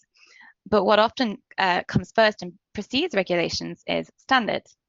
But underpinning all of this, where we start is with our values and with principles. And a really good example of this is the OECD's AI principles. And increasingly, we are seeing countries move forward, particularly when it comes to the digital transition, with moving beyond ethical frameworks or principles into standards and then into actual regulatory regimes.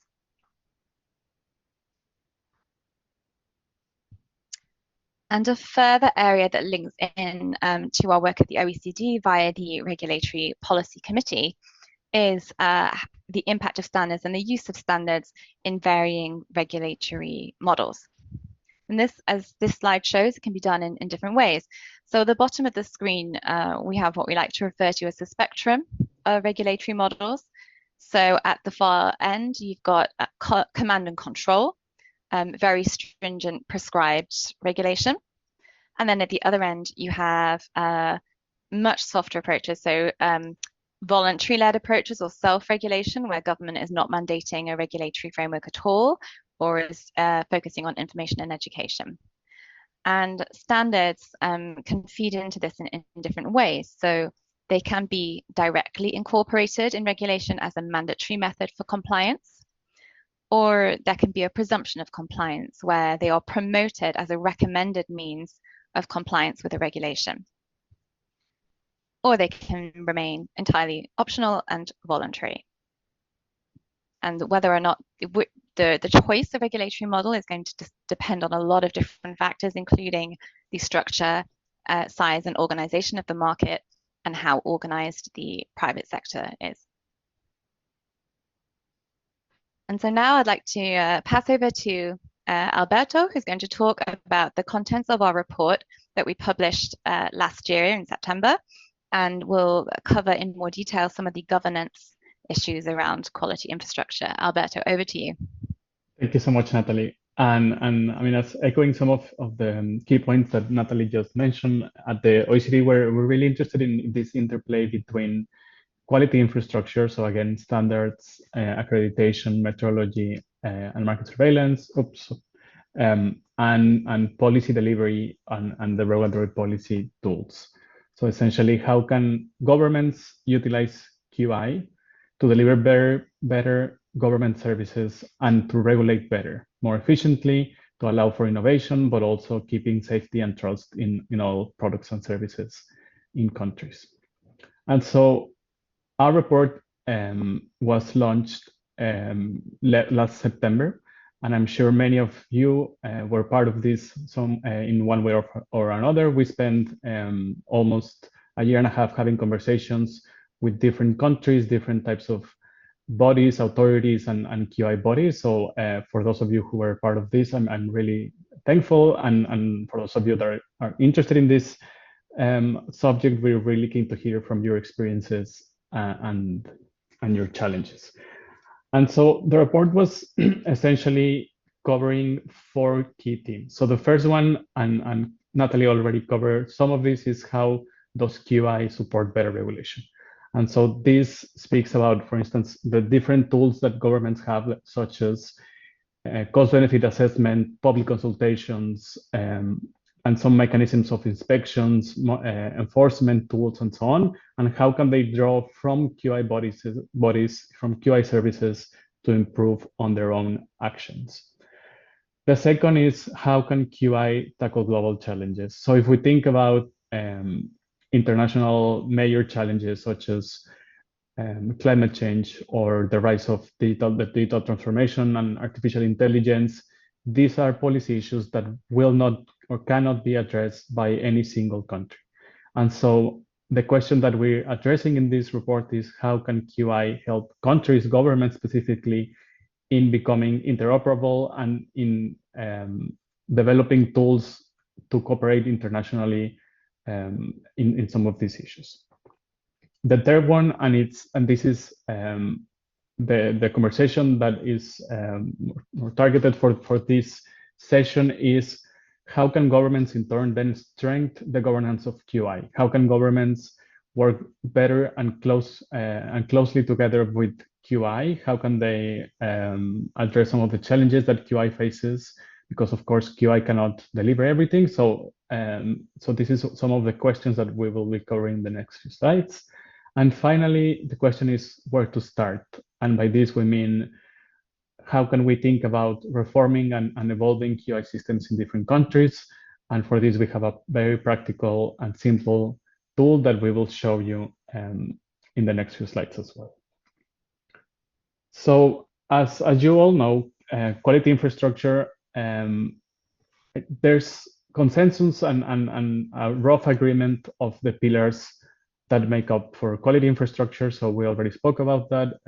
So national standard bodies, accreditation, again, conforming assessment bodies, and metrology institutions, and of course, regulators and market surveillance authorities. However, there is no universal model of how a national QI system looks like in practice. And by this, we mean that in certain countries, the QI system is a mix of private, semi-public and public bodies. We can think of, for instance, the United States model, in which they have different private bodies that make up the QI system. We have the UK model, in which there's the British Standard Institution, for instance, which is not part of government, and it has its own charter that defines the roles, funding, and so on, but it's not within any ministry. Then we have a QI model that is common in other jurisdictions, such as Latin America and some Asian countries, in which the QI bodies or the main QI bodies are actually part of government. So we tend to see, for instance, national standard bodies and metrology bodies and so on within ministries of industry, economy, or international trade. And so there's, of course, advantages and disadvantages in all of these models. There's challenges and there's things that government and industry can leverage from different types of models. So the question that that countries have to ask themselves is, what is the best model according to their own political, legal, and cultural varieties? And so another thing is that the objectives of the quality infrastructure itself can vary depending on their own on their location and on the actual institutional arrangements they have. So, for instance, if a QI body is embedded within the Ministry of Trade, then of course there's going to be naturally a vocation of how to use QI to increase trade. However, if some of the QI system is, let's say, spread throughout government, then maybe some of the bodies will be more, let's say, or will have the priority of protect sustainability and environmental concerns and so on. So countries have to be really careful on what are the objectives of the QI system. And so this precisely leads us to some of the high-level messages and recommendations that we have in the report.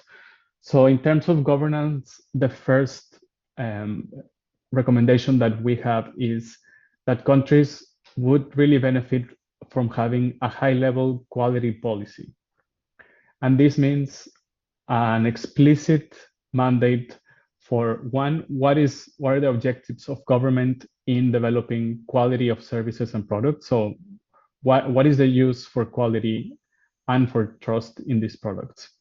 And the second would be, what is the system that will deliver on this trust and safety? And so many countries already have, for instance, laws on quality infrastructure, which set up specific institutions together with their mandates, their funding arrangements, and the scope of their activities, the staffing in some of the bylaws and so on. But many countries do not have this, and one of the key issues that we've seen throughout the conversations we had leading to this report is that quality infrastructure, on the one hand, can be very complex and a bit messy, and so there's a lot of confusion around what is quality infrastructure, what bodies are part of the system, and what is the purpose of the system itself. And this makes it quite difficult to elevate, in political terms, the importance of the QI system. And so I'm sure all of you understand the deep importance of QI in delivering essential activities that lead to economic development and to industry innovation and so on. But it's quite hard to communicate that in terms of for the general public on the one hand, but also for high-level political and policymakers. And so it's really important to have all of these explicitly and clearly written in high-level policies. The second is the role of QI in delivering policy priorities. So Natalie already went through how QI can support or can be a backbone for regulators when they are using some of the better regulation tools to make sure that rules and standards are bringing benefits and imposing the least cost to industry and to consumers. But in moving from the, let's say, technical perspective to a more high-level framework, it's important to think about how QI is actually a backbone also in delivering very high-level objectives. So most countries have these sorts of priorities, which can be from achieving net zero by certain year, or scaling up an industry, or building massive transportation systems that take many years in delivering, and a lot of planning, a lot of resources, and many services, public services needed.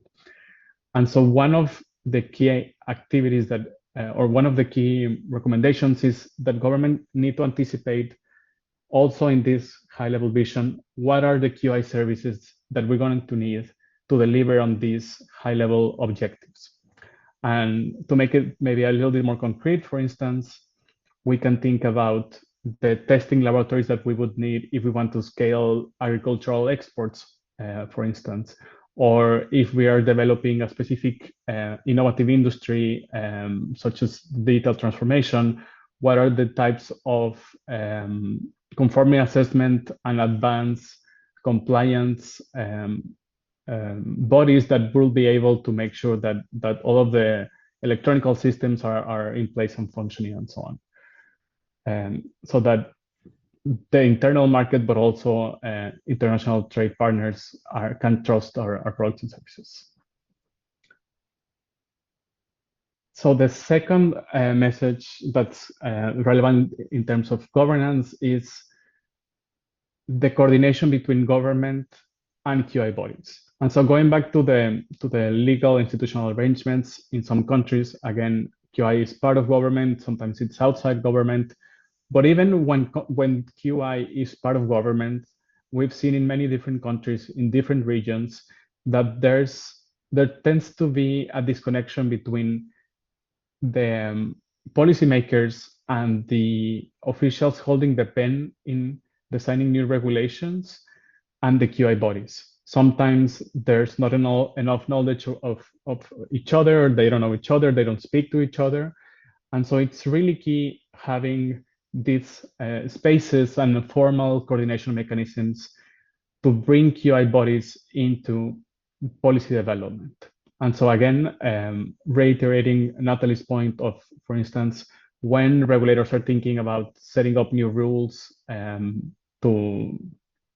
for new markets, or simply put, to have better regulations in existing markets, they need to speak with QI bodies and see, for instance, if there are any alternatives, or just what are the sheer amount of costs that's going to take to make sure that compliance is taken care of from these QI bodies.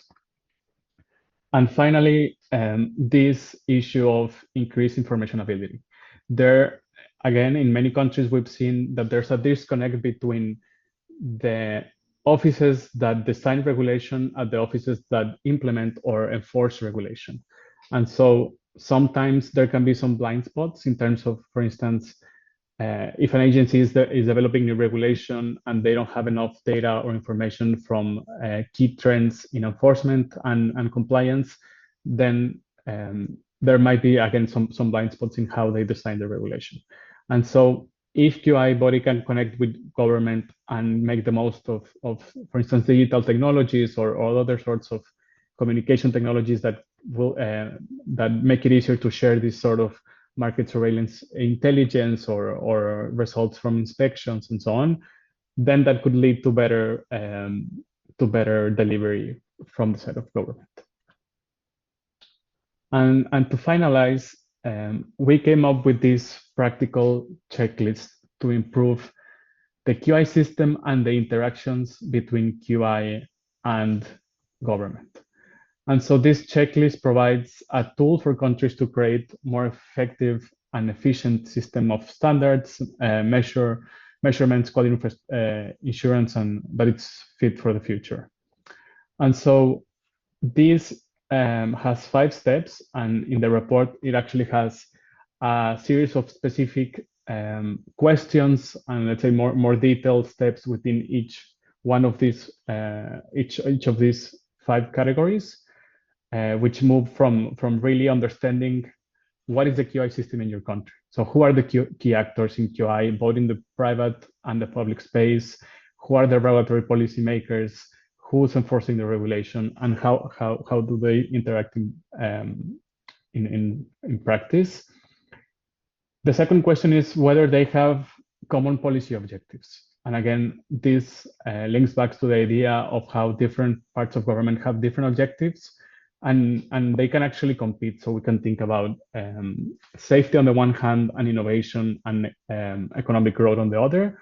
And sometimes it's quite difficult to integrate all of these objectives. So having everyone sitting at the table and realize that they could have similar objectives and then could work together through some of the quality and safety issues, then that would lead to better delivery. The third one is, again, how does these actors currently interact.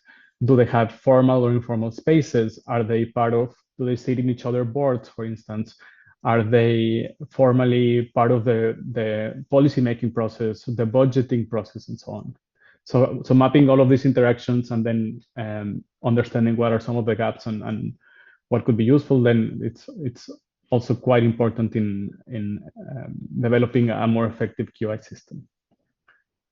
And lastly, it's about how can the country actually implement and monitor these interactions. So it's also about thinking about the process inside these institutions.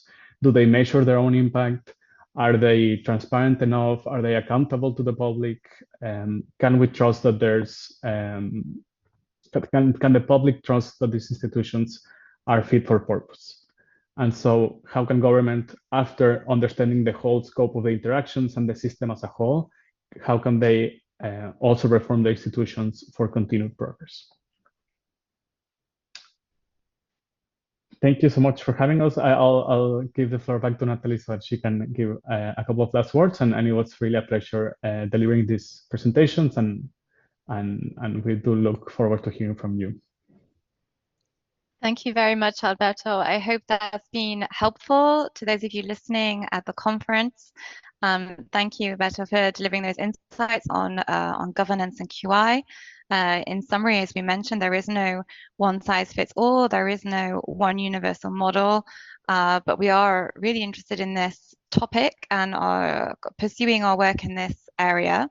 And if you're interested in our report, we've included the QR code on the screen here so you can download it. And if you're interested in talking to us about how to implement the checklist we've developed in your context, please don't hesitate to get in touch with us. We would look forward to hearing from you. And finally, thank you very much to the conference organizers, the Department for Standards in Malaysia. Thank you for having us, and we wish you a very successful rest of the conference. Thank you and goodbye. Enjoy your day. Thank you so much. I think you have heard quite a comprehensive presentation by Natalie and Alberto on from OECD, and their emphasis was on QI governance and also especially the linkages between QI and regulation. And I think they have invited participants to put forward questions and requests for additional information, and please do that. And if you have any comments to make, we'd also invite them to put forward to us so we can incorporate them into the compendium. We could spend the next few minutes for any additional inputs that participants would like to share. You could share that through the Q&A, and if there are some additional questions, we could take that on, even to us or to any of the speakers before we move on to theme 2.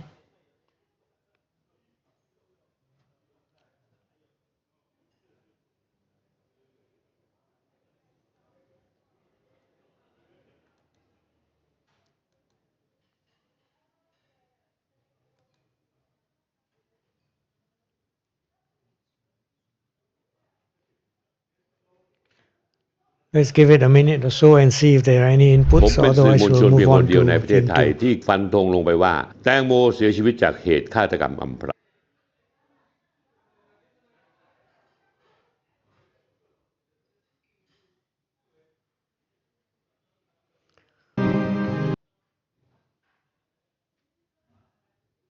Well, I see none. Then perhaps shall we move on to theme 2? I'll pass you on to my colleague, Mr. Parama Subramaniam, who will introduce theme 2 and also proceed.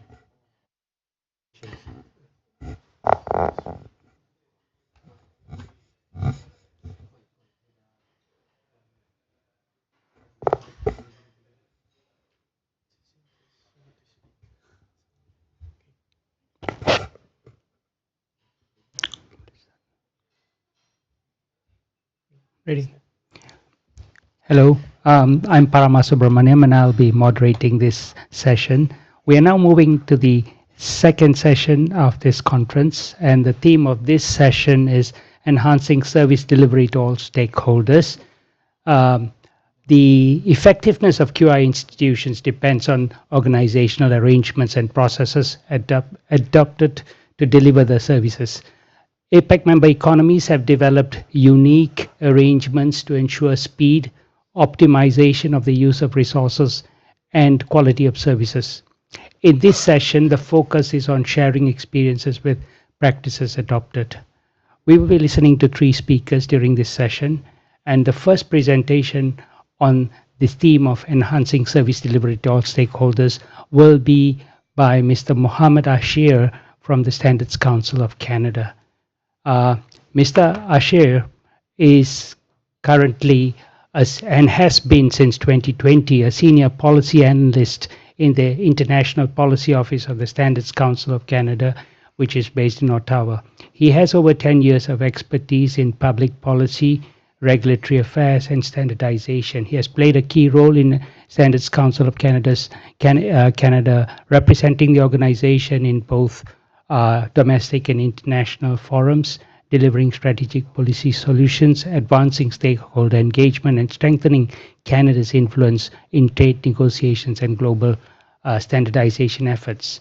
Mr. Mohammed Ashir will speak on the topic of innovation in Standards Council of Canada's Standards Development Organization System, Self-Declaration of Standards, in which he will provide insights on the distributed system that empowers independent standards development organizations, or SDOs, to develop Canada's domestic standards.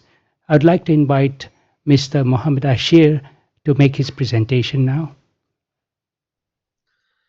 Thank you, Mr. Moderator. Good morning, good afternoon, and good evening to all the participants.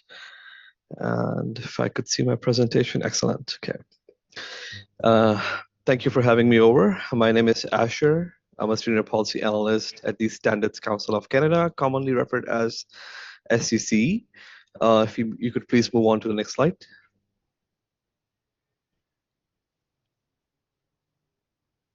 Yeah, that's the outline of my presentation. Next slide, please. Yes, so SCC was established in 1970 following a comprehensive review of standards activity in Canada that began in 1964.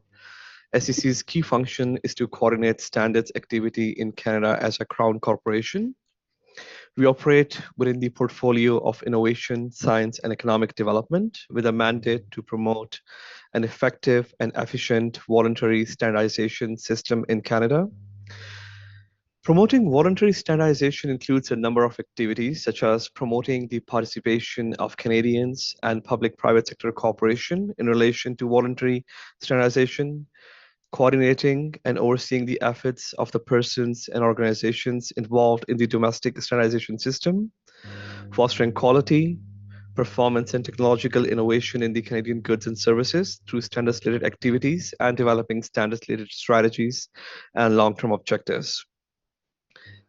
All of this is done in order to advance the domestic economy, support sustainable development, benefit the health, safety, and welfare of workers and the public, assist and protect consumers, facilitate domestic and international trade, and further international cooperation in relation to standardization. Lastly, for this slide, SCC is not a regulator, so we do not create mandatory requirements in any sector. Next slide, please. When we talk about promoting voluntary standardization, we are really referring to the domestic standardization system in Canada. SCC oversees that system, which includes a vast network of partners, experts, regulators, industry, and consumer voices who contribute to standards development, conformity assessment, and accreditation.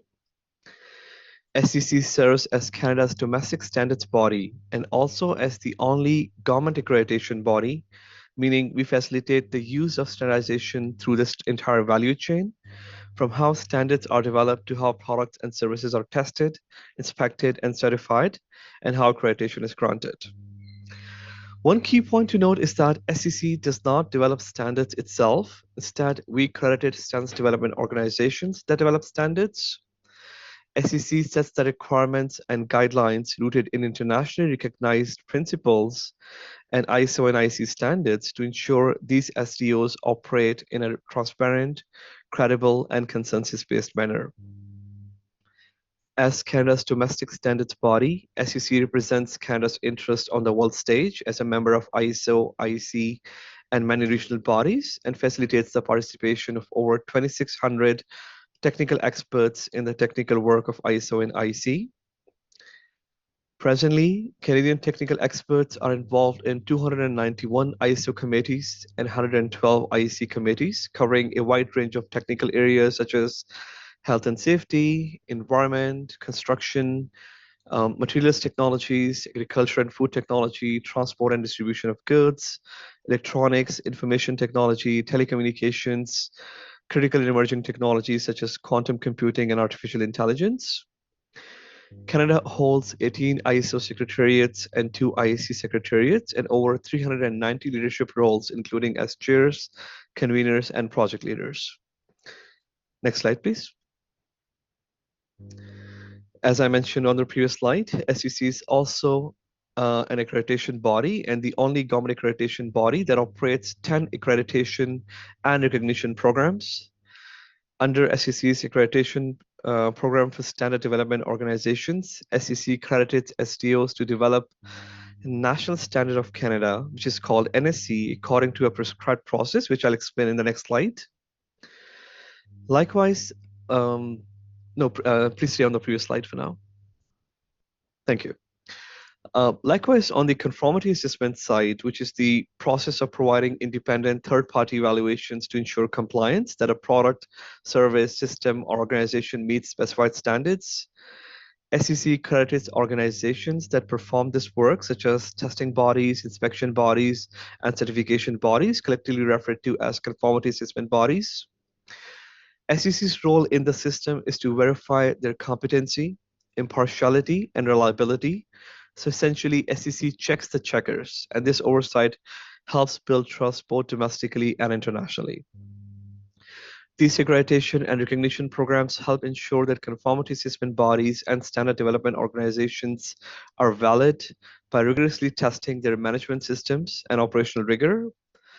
As of March 2025, SEC oversaw almost 640 active customers, of which over 68% of them were laboratories, including testing and calibration laboratories, proficiency testing providers, and medical testing labs.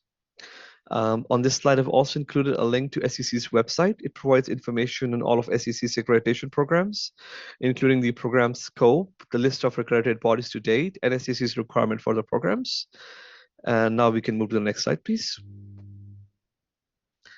As I mentioned, SEC does not develop standards itself. Instead, SEC accredits standard development organizations called the SDOs to develop national standards of Canada and to adopt international and regional standards such as standards from ISO, IEC, and other NSCs.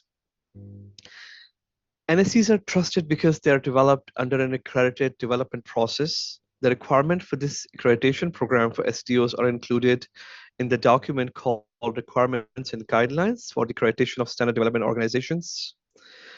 SEC's accreditation program for SDOs is designed to demonstrate commitment and alignment with international best practices for standards development. Our RNG document, the Requirements and Guidance document on the accreditation of SDOs, incorporates the criteria from Annex 3 of the WTO's TBT agreement, which is World Trade Organization's Technical Barriers to Trade Agreement, and it is the code of good practice for the preparation, adoption, and application of standards. The RNG document also includes criteria from ISO and IC Guide 59, which is the ISO and IC's recommended practices for standardization by domestic bodies, as well as some Canadian-specific requirements, which I'll explain in the coming slides. I also want to note that all NSCs are voluntary, meaning that they on their own do not create mandatory requirements. Next slide, please. So there are currently 15 SEC accredited SDOs, as SEC accredited SDOs, they're all required to abide by the same requirements for the accreditation of SDOs and in the development of NSCs. These SDOs also form the Standards Development Organization's Advisory Committee, which is called S2AC, a statutory committee that SEC has developed, which meets regularly and provides input to SEC on items of strategic importance affecting SDOs. I've also included a link on this slide to provide additional information on these SDOs, including their work programs. Next slide, please. Yes, so as I mentioned, SEC accredited SDOs are the only bodies that are able to develop NSCs. NSCs are developed using the International Harmonized Stage Codes, and I want to draw attention to a few key milestones in the development of an NSC.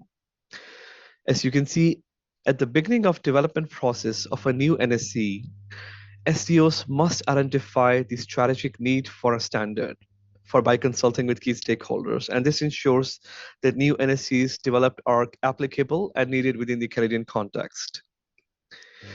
SDOs are also required to inform other SEC accredited SDOs and the general public whenever they intend to develop a new standard. And this is done through an online database called the Centralized Notification System. And the notice includes the proposed scope of the new standard as well as the strategic need. SEC accredited SDOs develop standards through technical committees. A technical committee is responsible for developing, approving, and maintaining the technical content of a draft or published standard in accordance with specified policies and procedures of the SDO. These committees are made up of a balanced representation of technical experts. Once the technical committee has developed the draft standard, the SDO is required to provide the public an opportunity to comment on the draft standard before it is approved by the committee. The public review period must be at least 60 calendar days, though it can be shortened to 45 days, for example, when an urgent problem of safety, health, or environment arises or threatens to arise. The technical committee approval process is based whether the technical committee was able to reach consensus, which is a key principle in the development of NSC. Additionally, SEC requires that the SDO has at least one additional level of review, and this is a procedural review to ensure that all the requirements and principles of development have been met. Finally, maintenance of the NSC involves the technical committee reviewing the NSC and can result in a revision or amendment or reaffirmation or publication as a new standard or even the withdrawal of the standard if needed. SDOs have some flexibility in terms of how they would like to maintain the NSCs. It could be periodic maintenance, continuous maintenance, or stabilized maintenance, which I'll speak to in the coming slides. But in all cases, the standard has to remain relevant and technically current. Next slide, please. These are one of the several principles to the development and maintenance of NSCs that are contained in SEC's requirements and guidance. The first one being consensus, as I mentioned in the previous slide.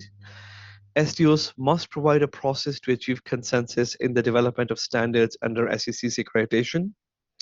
As I also mentioned previously, SDOs are also required to ensure that there is a balanced representation of interest groups within their technical committees so that no single category of interest can dominate any stage of the development process.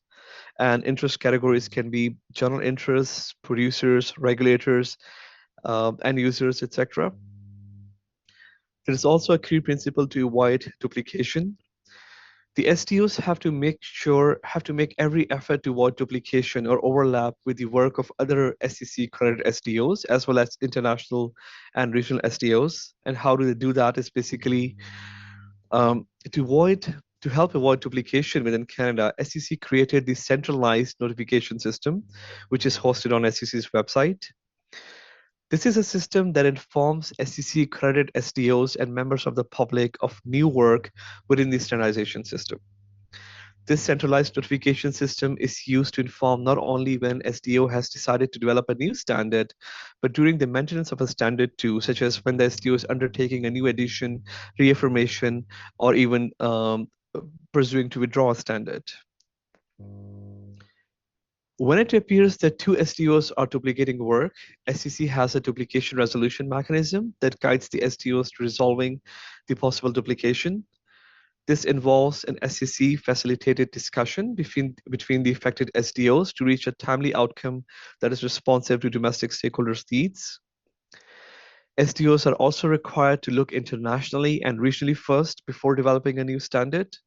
When international regional standards exist or their completion is imminent, they or their relevant parts must be used as a basis for the corresponding standards developed by the SDOs, and the SDO shall identify and create a list of such standards that were considered in developing the NSC. I wouldn't go in much details, but a few more points. SDOs also have to make sure that the NSC does not pose a barrier to trade, and several key features in the NSC development process really speak to this principle. First, SDOs must ensure that standards they develop do not create unnecessary obstacles to international trade, and the standards should be developed to meet the needs of the marketplace and should contribute to advancing trade in the broadest possible geographic and economic context.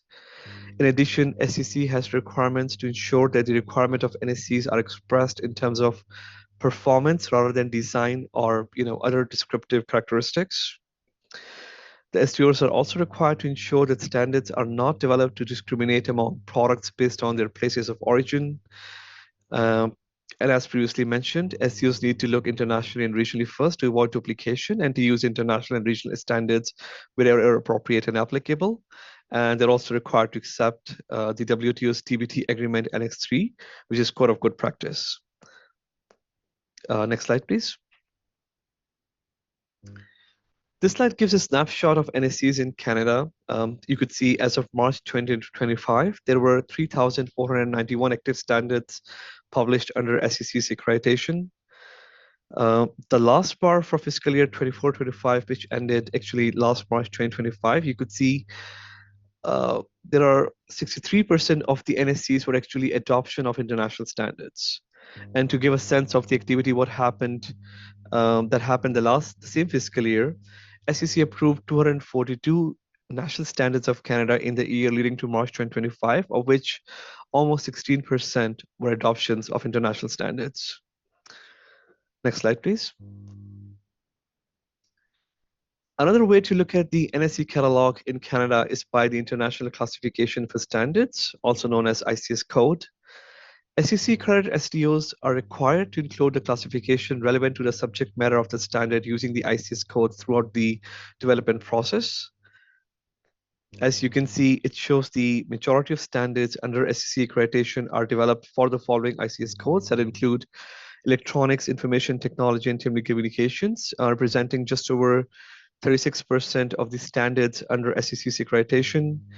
Engineering technologies representing just over 22% of standards under SEC's accreditation. Health, safety, and environment, over 16% of standards under SEC's accreditation. Next slide, please. Yeah, so we talked about the self-declaration status. Previous slide, please. So by 2017, the controls that were in place to implement were basically annual assessments, project reviews, non-conformance resolution processes, and SEC approves all the NSCs before they are published. SEC also has a process in place called the self-declaration status that allows certain SEC-credited SDOs to declare compliance with SEC's requirements and guidance for a development of NSC instead of SEC needing to review and approve each NSC. This status is dependent on the SDO achieving specific criteria. Self-declaration status allows for the end of the development process, namely SEC approval and publication of the standard, to be streamlined and done quicker. 4 SDOs currently hold self-declaration status, and for transparency, SDOs with self-declaration status are listed on SEC's website. Criteria for approval of SDO self-declaration status includes that SEC must have approved at least 5 distinct standards as NSCs for that particular SDO. The NSCs shall be representative of the SDO's scope of work. No standard submitted by the SDO during the previous accreditation cycle period was denied the NSC designation by SEC due to a failure of compliance with the requirements and guidance for SDOs. The SDO is not in arrears with respect to any accreditation fees it invoiced. The SDO does not have any open non-conformities from the last assessment activity, and the SEO does not have any open complaints, whether expressed or complaint or appeal against any NSE. I also want to note that the self-declaration status, it's voluntary, and it's an optional service that we have put in place that SEOs can utilize to review their own standards. If SEO does not have any self-declaration status, the assessment for the SEC is for the whole catalog. Next slide, please. So RNGs, as I mentioned, they are the requirements and guidance for a development of NSCs by the SEC accredited SDOs, and they are living documents, living tools, and they guide how we assess competence, ensure consistency, and uphold confidence in our system, the standardization system. The environment that we operate in is constantly evolving. New technologies emerge, sectors mature, expectations from regulators change, industry and international partners shift. If our RNGs remain static, they stop reflecting reality. That's why we periodically revise them, and updating RNGs allows us to incorporate lessons learned, streamline processes, clarify expectations, and remove areas where the system may unintentionally create friction. These changes help us stay aligned with global best practices and maintain trust in the Canadian standards and conformity system framework.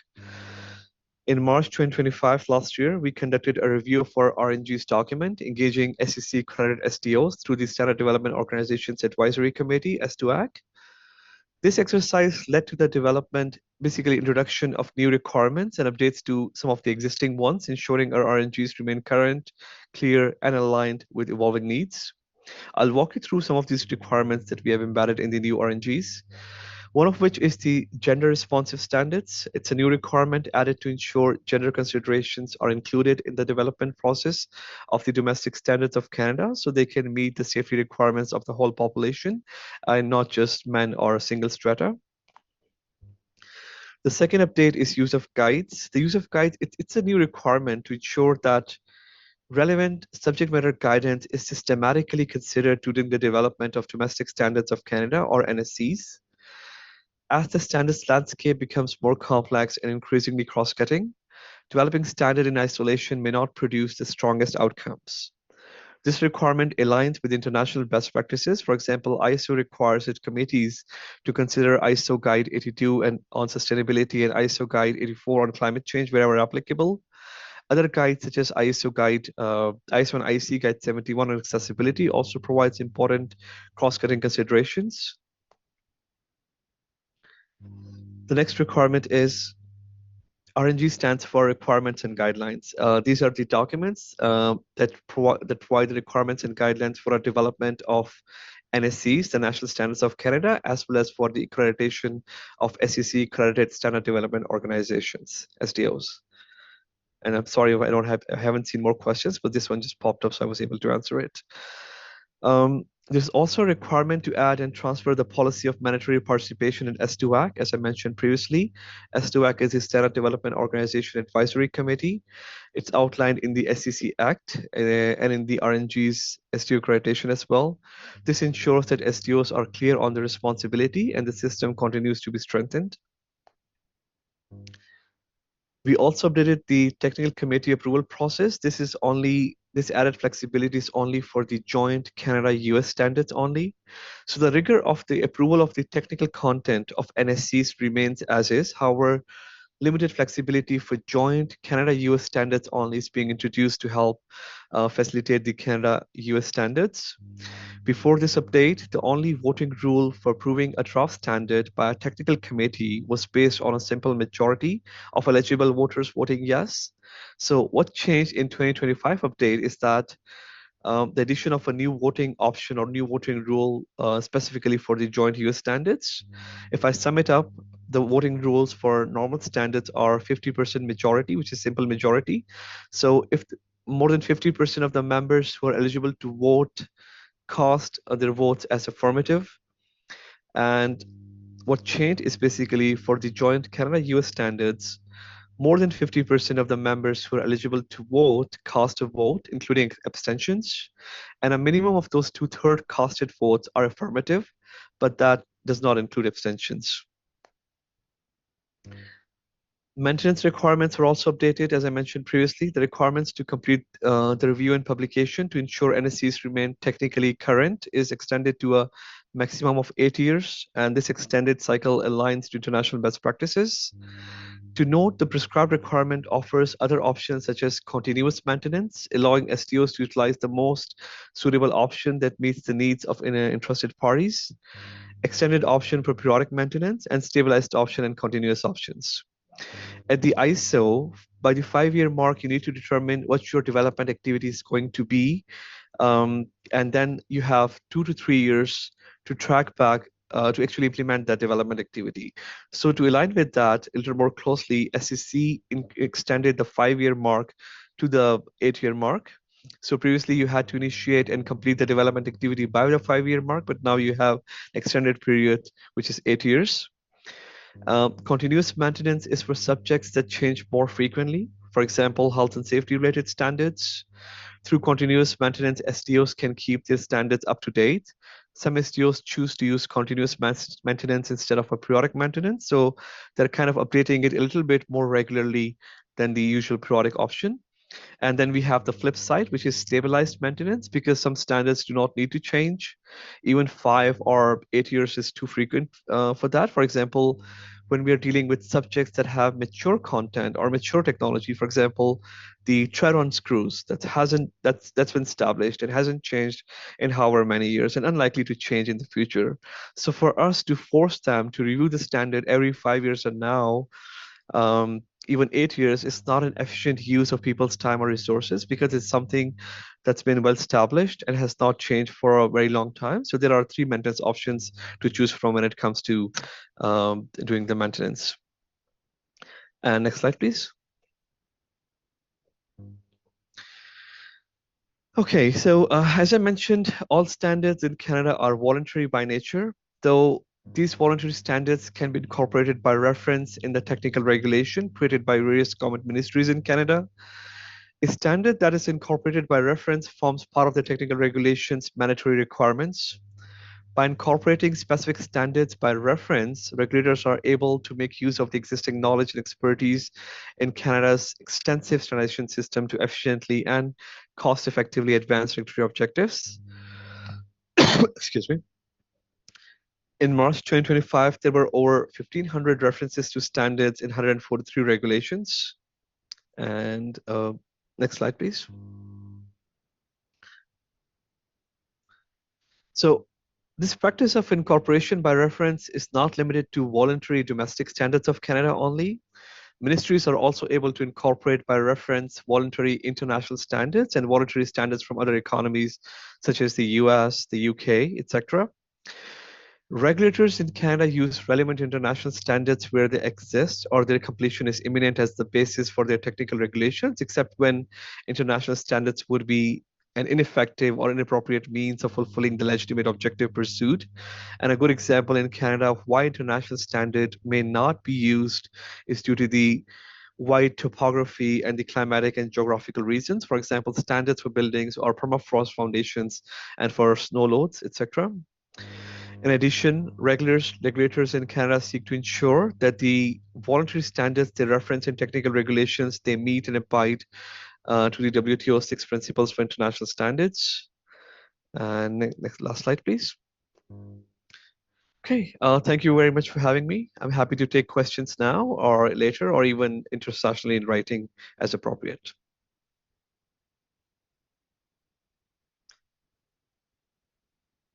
Thank you very much, Mr. Asher, for your very comprehensive presentation on Standards Council of Canada's standards development process, and specifically on how the standards development organizations are, or rather accredited SDOs, are used in developing domestic standards in Canada. I think we will take questions at the end of the 3 presentations that we have here during in this session. Let me now please move on to the next presentation. The next presentation will be by Mr. Mitsuo Matsumoto from Japan. Mr. Matsumoto has previously held the positions of Chief Operating Officer and Deputy Secretary General of the Japanese Industrial Standards Committee, JISC, as well as Principal Advisor for the on international standardization policy at the Ministry of Economy, Trade and Industry, or METI, of Japan. In his 25-year tenure with JIC, Mr. Matsumoto has developed comprehensive expertise in standardization and conformity assessment and has cultivated a robust network across standardization organizations, both within the Asia-Pacific region as well as in the Europe and in the Americas. He has also served for a short stint as the Vice President Finance of the International Organization for Standardization, ISO, from 2019 through to the end of 2022. I am pleased to invite Mr. Matsumoto to make his presentation on the topic of Deliver Standards as Market Needs, Japan's practice, in which he will explain Japan's policies and practices aimed at ensuring that standards are developed based on market needs. I'll pass the floor now to Mr. Matsumoto. Thank you. Thank you, Mr. Moderator. I hope you can hear me, right? Thank you. Yeah, we can hear you. We can hear you. Thank you. Thank you. Thank you. Very good day, ladies and gentlemen. I'm Mr. Matsumoto, and I'm very glad and very honored to be invited today to make a presentation at one of the important events of APEC SSC organized by Malaysia. Terima kasih banyak. In order to supply standards at the most appropriate time when the market needs them, it is necessary to develop a suitable quality infrastructure. And I'd like to explain today the measures that Japan has taken so far for this purpose. As introduced, I have worked for standards and conformance arena for almost 30 years, and I hope you will find some things useful in my presentation for your future activities. Let's get started. Next, please. So there are mainly 4 issues or problems that have been identified in relation to the standards development process. First, the time required for standards development. For example, regarding Japanese industry standards, JIS, it usually takes 1 year to develop a draft standard and an additional year for the deliberation processes at Japanese Industrial Standards Committee that requires at least 2 years in total. So including the conceptual stage of standards development, then it can sometimes take 3 to 4 years. The second point is the difficulty of finding Cs for new standards. Although it is believed that the potential Cs for new standards exist in many areas of economic activity, an effective mechanism is needed to identify them. The third point is the importance of supporting micro, small, and medium enterprises, MSMEs. In our economies, various economic activities are supported by many MSMEs. That it is important to promote their understandings of the benefits of standards as a business tool and to involve them in standards development activities. Fourthly, it is important to secure a sufficient number of experts who can participate in standards development processes. Lack of information on standardization experts has been identified as a problem in Japan. So I'd like to explain JISC's strategies for addressing each of these challenges related to the QI in the following slides. Next, please. Similar to some other economies like Canada or Australia, the Standards Development Organization Scheme, SDO scheme, was introduced in Japan to shorten the time required for standards development. Under the ordinary system shown on the left-hand side of the slide, it takes about a year for stakeholders such as industry associations to develop a draft JIS standard. And after it is submitted to METI, deliberation by JISC technical committees as well as JISC boards takes an additional year, as I said before. So the JISC deliberation and the JISC deliberation also includes the public commenting period for 6 days before the announcement in an official gazette, which makes almost 2 years or more than 2 years for the development of the GIS standards.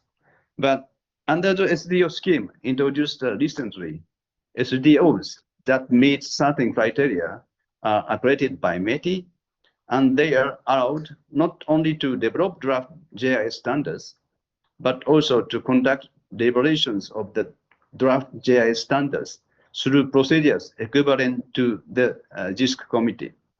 So as a result, the completed draft GIS standards by SDOs can be published directly as GIS standards, with which the time required for GIS standards development is reduced by approximately 6 months or a year. Next, please. So far, the Japanese Standards Association, so-called JSA, and the Japan Iron and Steel Federations, JISF, have been accredited as SDOs in Japan.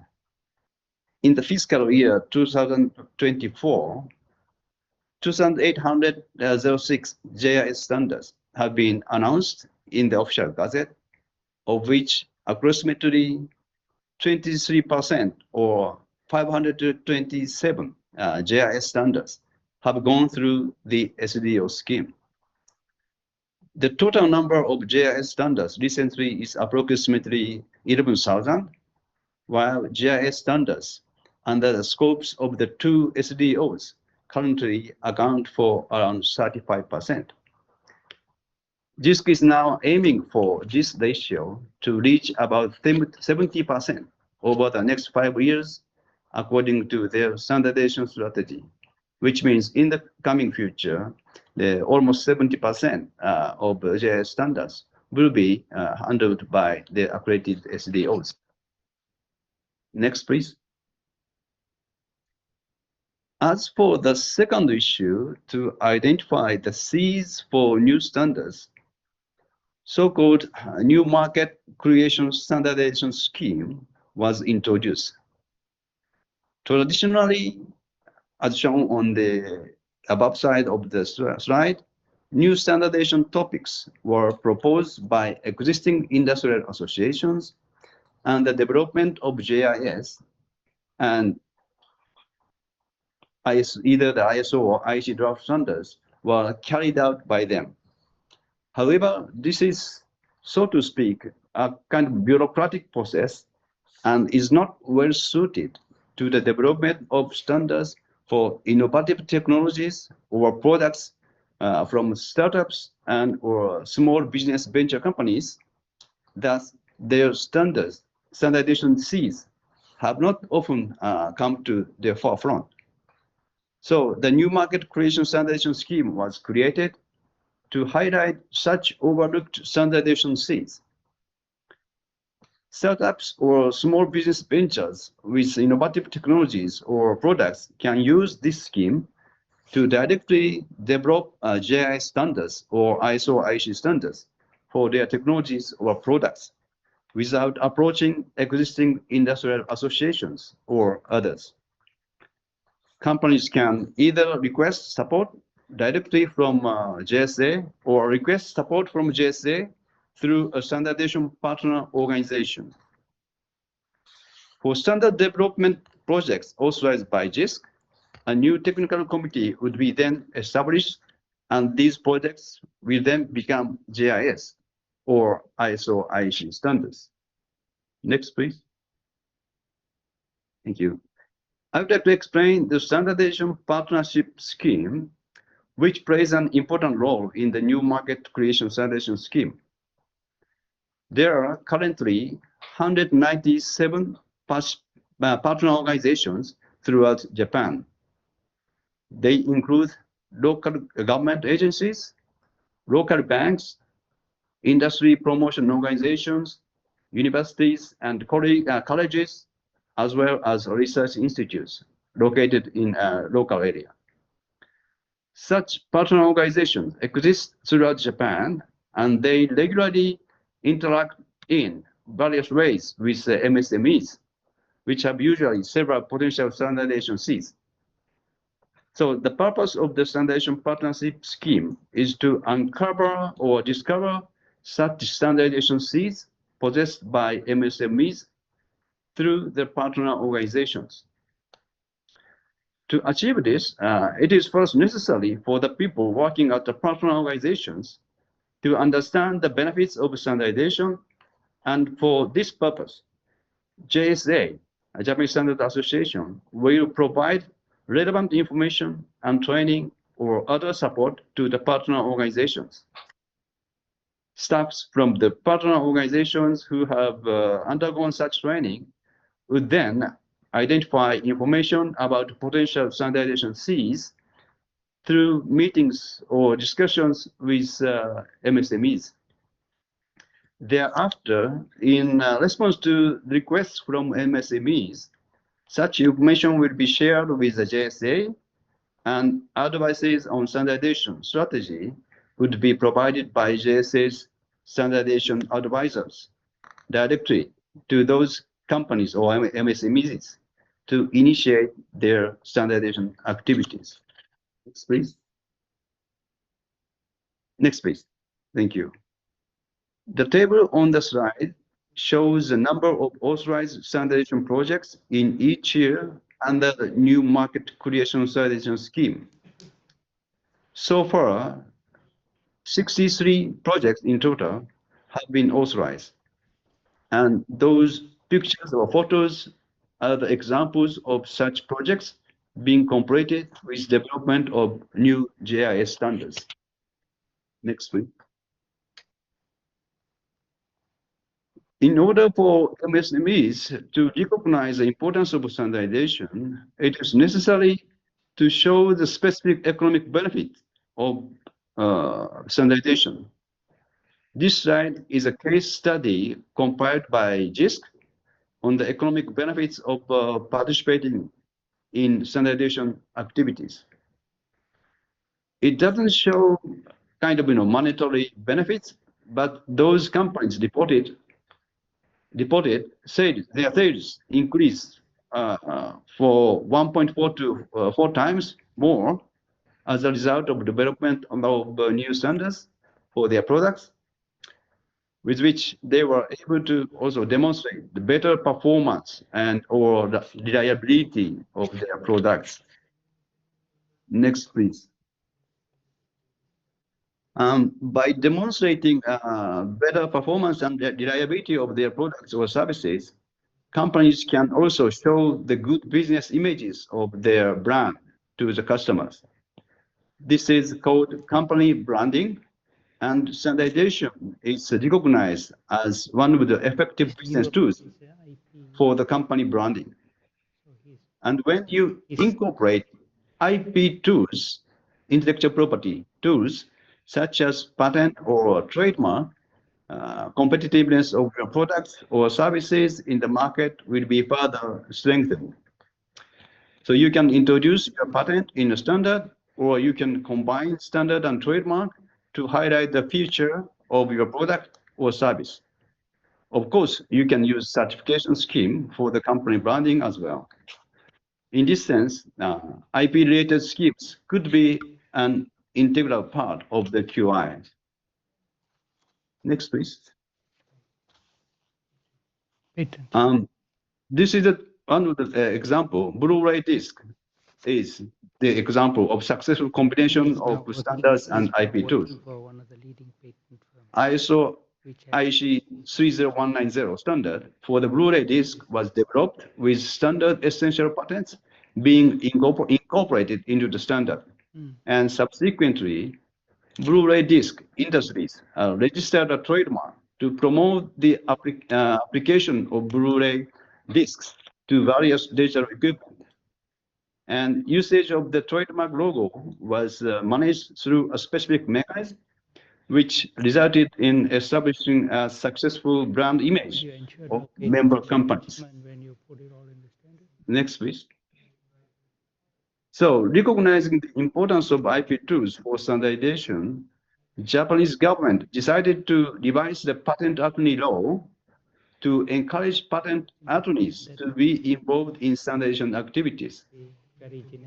This revision was conducted in 2019, which does not simply facilitate introduction of IP tools in standardization process, but also help to increase the number of standards and conformance experts. Next, please. Strategies concerning standardization and patents are often referred to as open and closed strategies. At DISC, the before-mentioned standardization partnership scheme is now operated with added components related to IP matters, specifically a cooperative framework with the National Center for Industry Property Information and Training, which is called INPIT, has been added, which enables not only support on standardization, but also provide advices on IP matters for MSMEs. Next, please. Thank you. Regarding the fourth issue related to securing human resources, a database compiling information on standardization experts has been developed and is being operated. Those standards experts could be specialists in standardization strategy, or experts in standards development, or professionals who implement standards, or even IP experts, such as patent attorneys. Those personnel are registered in a database, so-called the stand directory, at voluntary basis and made accessible to the public. So users who need such personnel, such as private companies or industry associations, standards development committees, or ISO/IC mirror committees, can search the database to find the necessary standardization experts and contact them directly, thereby obtaining support for their own standardization activities. Currently, more than 160 experts are registered in the stand directory, and they are providing the support for those standardization activities. Next, please. So this is the end of my presentation to let you know about what Japan has so far done to enhance its QI. I hope you could find something useful for you. Thank you for your attention, and I wish you all the successful conference, and maybe I can have another opportunities to see you all again.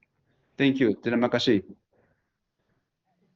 Thank you very much, Mr. Matsumoto, for your very interesting and comprehensive presentation on the initiatives by JSC to address specific issues or problems that they have identified, including identification, identifying new areas for standards, including other issues such as the experts database and so on.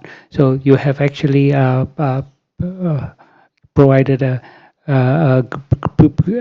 very comprehensive picture of the initiatives that are currently being undertaken by JSC to improve the delivery of your services in terms of standards development.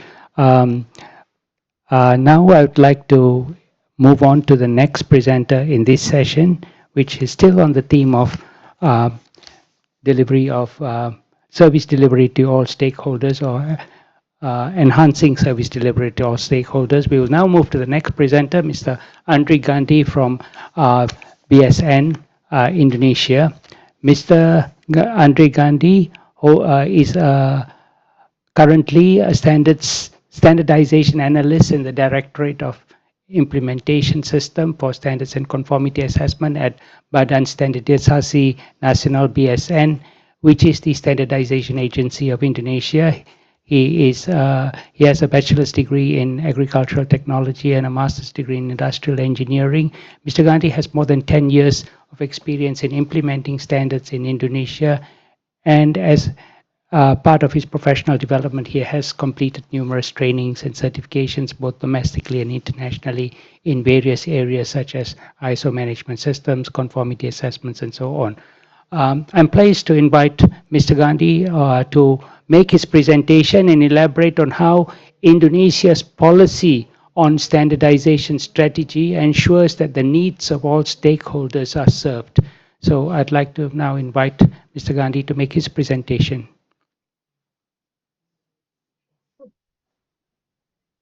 Okay, good afternoon, everyone. Kazi. It's okay. Yep. Yeah, we can hear you. Yeah, okay. Okay, good afternoon. Thank you, Mr. Moderator, Department of Standard Malaysia, and honored participants. It's a pleasure and honor for me to address this APEC forum today. My name is Andri Gandhi. You can call me Gandhi. You representing the National Standardization Agency of Indonesia. Today, I will share Indonesian national policy and strategic direction of standardization and how it supports quality, competitiveness, and sustainable development. Next, please.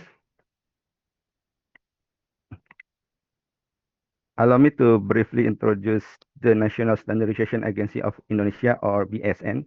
BSN serves as Indonesia's national authority for standardization, accreditation policy, and methodology, operating under Law Number 20 of 2014 and Government Regulation Number 34 of 2018.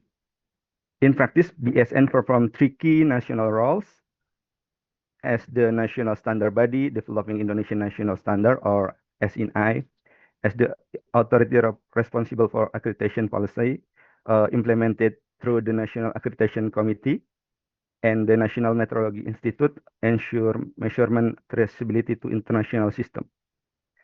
BSN also acts as Indonesia focal point and representative in international and regional forums, including ISO, IC, WTO, TBT, and APEC SGSG, as well as in mutual recognition arrangement for conformity assessment. It is important to note that BSN itself is not a certification body, but ensure the credibility, consistency, and international alignment of Indonesian quality infrastructure.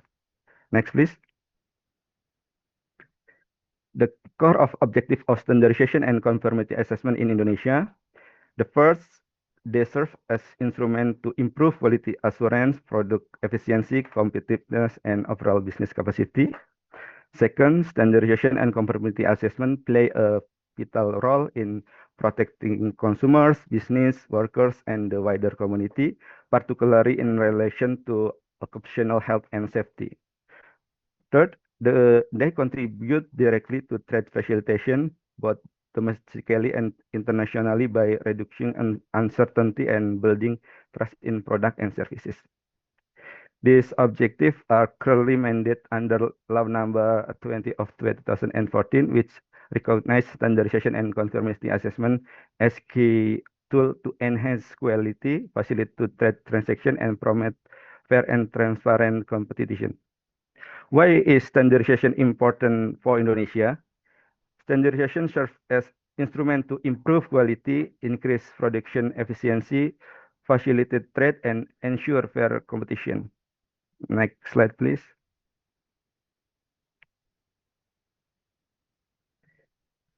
The NQI is the institutional framework through which policies are established and implemented to ensure the quality and national priority product and services. In practice, it integrates standardization, conformity assessment, metrology, accreditation, technical regulation, and market surveillance. This element operate in a coordinated and mutually reinforcing manner, creating synergy across the entire quality ecosystem. Through the NQI, Indonesia aim to ensure that products placed on the market are safe, reliable, and comply with applicable requirements, while remaining aligned with international system and practices. A strong and well-coordinated NQI is essential to build trust, support the trade facilitation, and enhance competitiveness, both of the national and international level. Next slide, please. The Quality Infrastructure for Sustainable Development, or QI4SD Index, which provide a comprehensive framework to assess a country's readiness to support the sustainable development goals through its quality infrastructure. The QI4SD index view the quality infrastructure as multidimensional concept measured across 5 key dimensions: metrology, standardization, conformity assessment, accreditation, and policy. In 2024, Indonesia achieved a QR4SD index score 60.7, placing us 28 out of 155 country assets.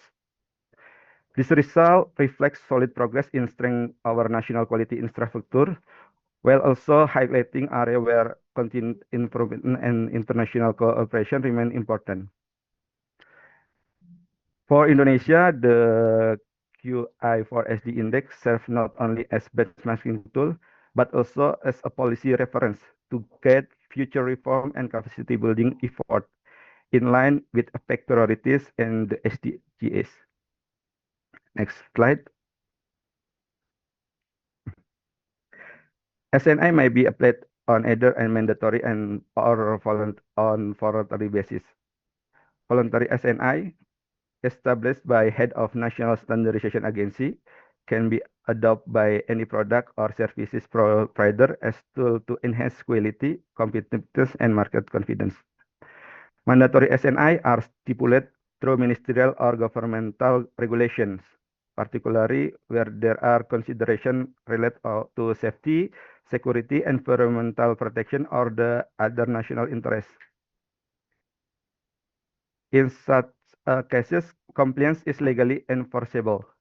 Conformity with SNI is demonstrated through a certification of conformity, which leads to issue of SNI product certificate allowing the use of the SNI mark. This system ensures that SNI implementation is credible, transparent, and aligned with international principles, while supporting consumer protection and trade facilitation. Next slide, please.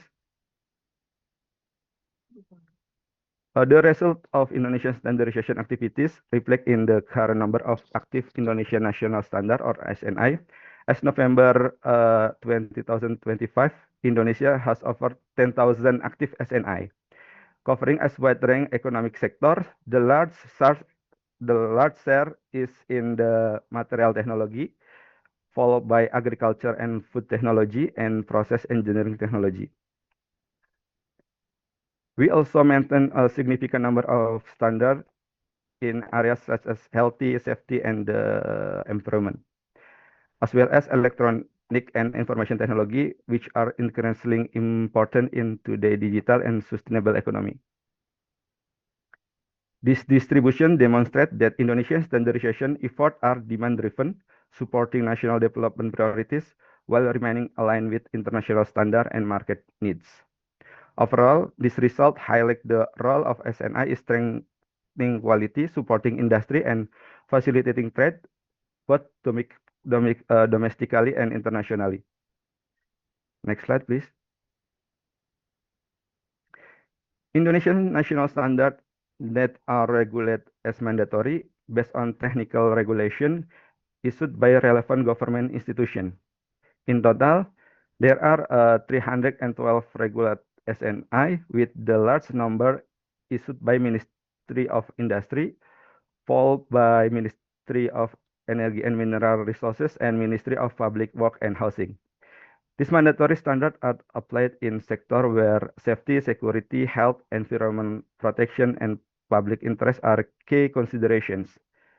The distribution also reflects a whole of government approach, with multiple ministry and agencies contributing to the effective implementation and enforcement of SNI within their respective mandates. Overall, this framework ensures that mandatory SNI are well targeted, risk-based, and consistent with national priorities, while remaining aligned with international principles and trade obligations. Next slide, please. Supervision mechanism for mandatory SNI, which are implemented by relevant government authorities in accordance with the respective mandate. For the industrial sector, supervision is carried out by Ministry of Industry through periodic and special inspection, covering documentation, production processes, and in the market. In the trade sector, the Ministry of Trade conduct period, special and integrated market surveillance, including product sampling, physical inspection, and verification of certification. Meanwhile, for energy and electricity-related product and system, supervision is undertaken by Ministry of Energy and Mineral Resources, focusing on installation, equipment, and electricity utilization with the authority to conduct sample testing. In all cases, when non-compliance is suspected, investigation and enforcement action are taken in accordance with applicable regulations. This coordinated approach ensures that mandatory SNI are effectively enforced, risk-based, and consistent with international principles, with supporting consumer protection and fair trade. Next slide, please. Interconnection of system, accreditation, certification, and SNE mark are closely interconnected. Next. The process begins with accreditation, where the National Accreditation Committee assesses to competence of conformity assessment bodies, including certification, testing, and inspection bodies. Next. This accredited body then carry out a certification assessing whether product or services conform to relevant SNE requirements. Next. When conformity is demonstrated, producer or authority to use SNE mark, which serves as visible assurance, quality, safety, and compliance. Next. For consumer, the SNE mark provide confidence and security, while for producer it support market access and fair competition. Overall, this integrated system ensures the conformity assessment is credible, transparent, and internationally aligned. Next slide, please. Indonesia National Standard System, as governed by Law Number 2014 on standardization and conformity assessment. At the center of the system is the SNI, which define technical requirement for product, services, process, and system across key sector. Certification is the process through which conformity assessment bodies verify that products or services comply with SNE requirement. This certification is supported by testing and inspection, which provide objective technical evidence through laboratory testing and on-site assessment. To ensure credibility and trust, certification and testing and inspection bodies must be accredited, meaning their technical competence is formally assessed against international recognized standard. This accreditation framework is fully aligned with international standard developed by International Organization for Standardization, ISO or IC, ensuring international consistency, transparency, and mutual recognition. Through this integrated system, Indonesia strengthens confidence in SNI implementation, reduce technical barrier to trade, and support safe, high-quality product in a regional and global market. Next slide, please. Indonesia macroeconomic development target for the period 2025 to 2029, which provide the further context for our standardization and quality infrastructure policy. Indonesia aims to achieve a gross national income per capita of approximately $7,400 to $7,670 by 2029, supported by annual economic growth at around 5.6 to 6.1%. Achieving these targets require not only sustained growth, but also improvement in productivity, industrial capacity, and value creation. In this context, quality is key driver to competitiveness, both in domestic and global market. Strong standard, reliable conformity assessment, and effective quality infrastructure enable industries to produce high-quality product with greater added value. Therefore, standardization play a strategic role in supporting Indonesia economic transformation, export readiness, and long-term sustainability development. Next slide, please. Vision 2025 to 2029. Our vision is to realize a strong and effective national quality infrastructure in support of an advanced Indonesia as we move toward Golden Indonesia 2045. To achieve this vision, BSN focuses on three key missions. First, we aim to strengthen the national policy framework for development and effective implementation of Indonesian national standards in order to enhance the competitiveness of Indonesia product in both domestic and global market. Second, we seek to ensure a robust and international aligned quality infrastructure by expanding accredited conformity assessment capacity and maintenance measurement traceability to international system in support of quality assurance and consumer protection. Third, we are committed to promoting equitable, efficient, and impactful governance of standardization and conformity assessment through regulatory reform and institutional strengthening. Together, this effort position standardization as a strategic enabler of sustainable growth, trade facilitation, and long-term national development. Next slide, please. One of the key objectives of National Standardization Agency of Indonesia for period 2025-2029, our objectives is to strengthen the contribution of standardization and conformity assessment to Indonesian national economic growth and overall competitiveness. In practical terms, this means ensuring that standardization and conformity assessment services deliver real economic value to industry and enterprises, while supporting quality, compliance, and market confidence.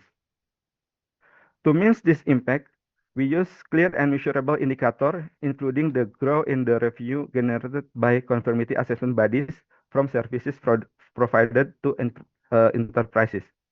These indicators reflect increased demand for credible certification, testing, and inspection services, as well as greater industry participation in the quality infrastructure system. Through this approach, BSN aims to position standardization not only as a regulatory tool, but as a strategic driven to productivity, competitiveness, and sustainable economic development. Next slide, please. Our planning and performance framework using four key elements: strategic objective performance indicators, program objectives, and program objective performance indicators. At the highest level, the strategic objective, or SO, define our long-term policy direction. For BSN, this is to enhance the competitiveness of standardization Indonesian product. The achievement of this objective is measured through strategic objective performance indicator, or SOPIs, such as the percentage of SNI certified product and the share Indonesia exporter that apply SNI. These indicators capture the overall outcome and impact. To achieve the strategic objective, we implement a set of program objective, or PO, with focus on concrete action, including expanding the availability and implementation of SNE, strengthening of conformity assessment capacity, and ensuring measurement traceability to international systems. Its program objective is monitored through program objective performance indicator, or POPI, which measure tangible results such as the number of SNI developed, accredited services developed, and service complete on time. Through this structure and measurable framework, BSN ensure that standardization policy is result-oriented, transparent, and aligned with international best practices, including those promoted within IPEC. Next slide. The policy direction and key strategies of National Standardization Agency of Indonesia. At the policy level, BSN is guided by two main directions. The first is enhancing national competitiveness, and the second is improving the quality of life of Indonesian people. The two objectives frame all of our standardization and conformity assessment activities. To translate this policy direction into action, BSN has defined a set strategic priorities. This including enhance the availability of standards, strengthening the implementation of standard and conformity assessment, and reinforcing the accreditation system to ensure technical competitive and credibility. We also place strong emphasis on strengthening national measurement standard, increasing the adoption of standard by industry, and supporting the export of SNI certified product to global market. Finally, these technical efforts are supported by continuous improvement in organizational management and resource government, ensuring effective and accountable service delivery. Together, this policy direction and strategy position standardization as a strategic enabler of competitiveness, consumer protection, and sustainable development in line with APEC principle. In conclusion, Indonesian national policy on standardization reflect our strong commitment to quality, trust, and international cooperation as key foundation for sustainable economic growth. Through a robust legal framework, as well integrate national quality infrastructure and clear strategy objective, Indonesia positions standardization and conformity assessment as strategic enablers, competitiveness, consumer protection, and trade facilitation. Thank you. Terima kasih.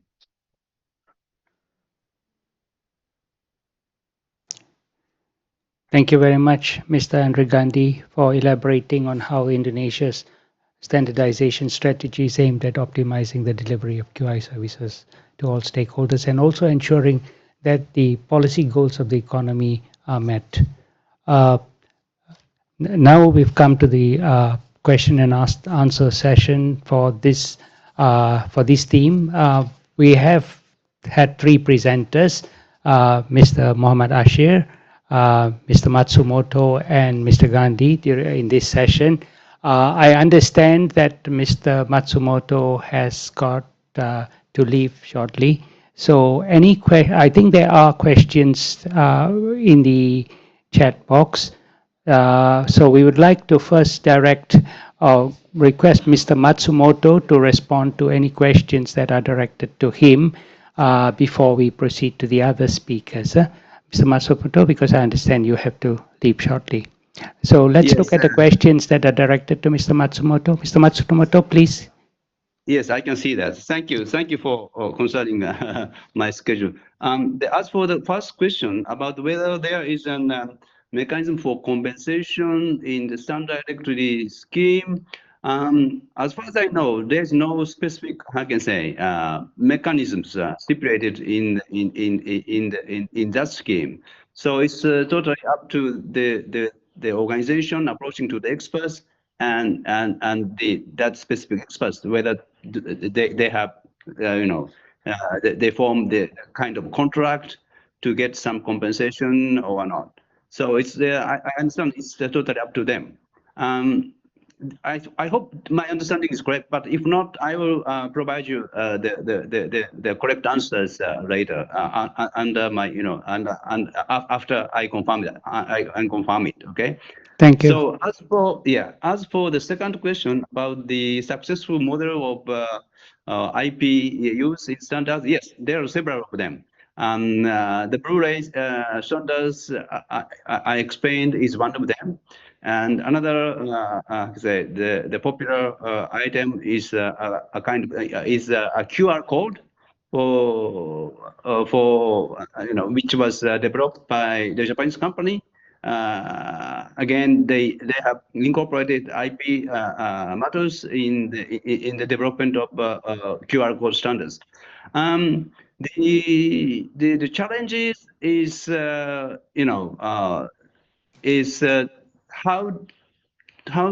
to let the people who are interested in IP matters to understand the importance of standards as well. Those people who have been living in the IP arena, they have been doing the business only with IPs, like patent or trademarks. So they have usually not have enough knowledge about the importance of standardization. So most of the challenges is to let them understand also the standards as an useful business too. And that is the reason why the Japan has amended the patent attorney law so that patent attorneys can also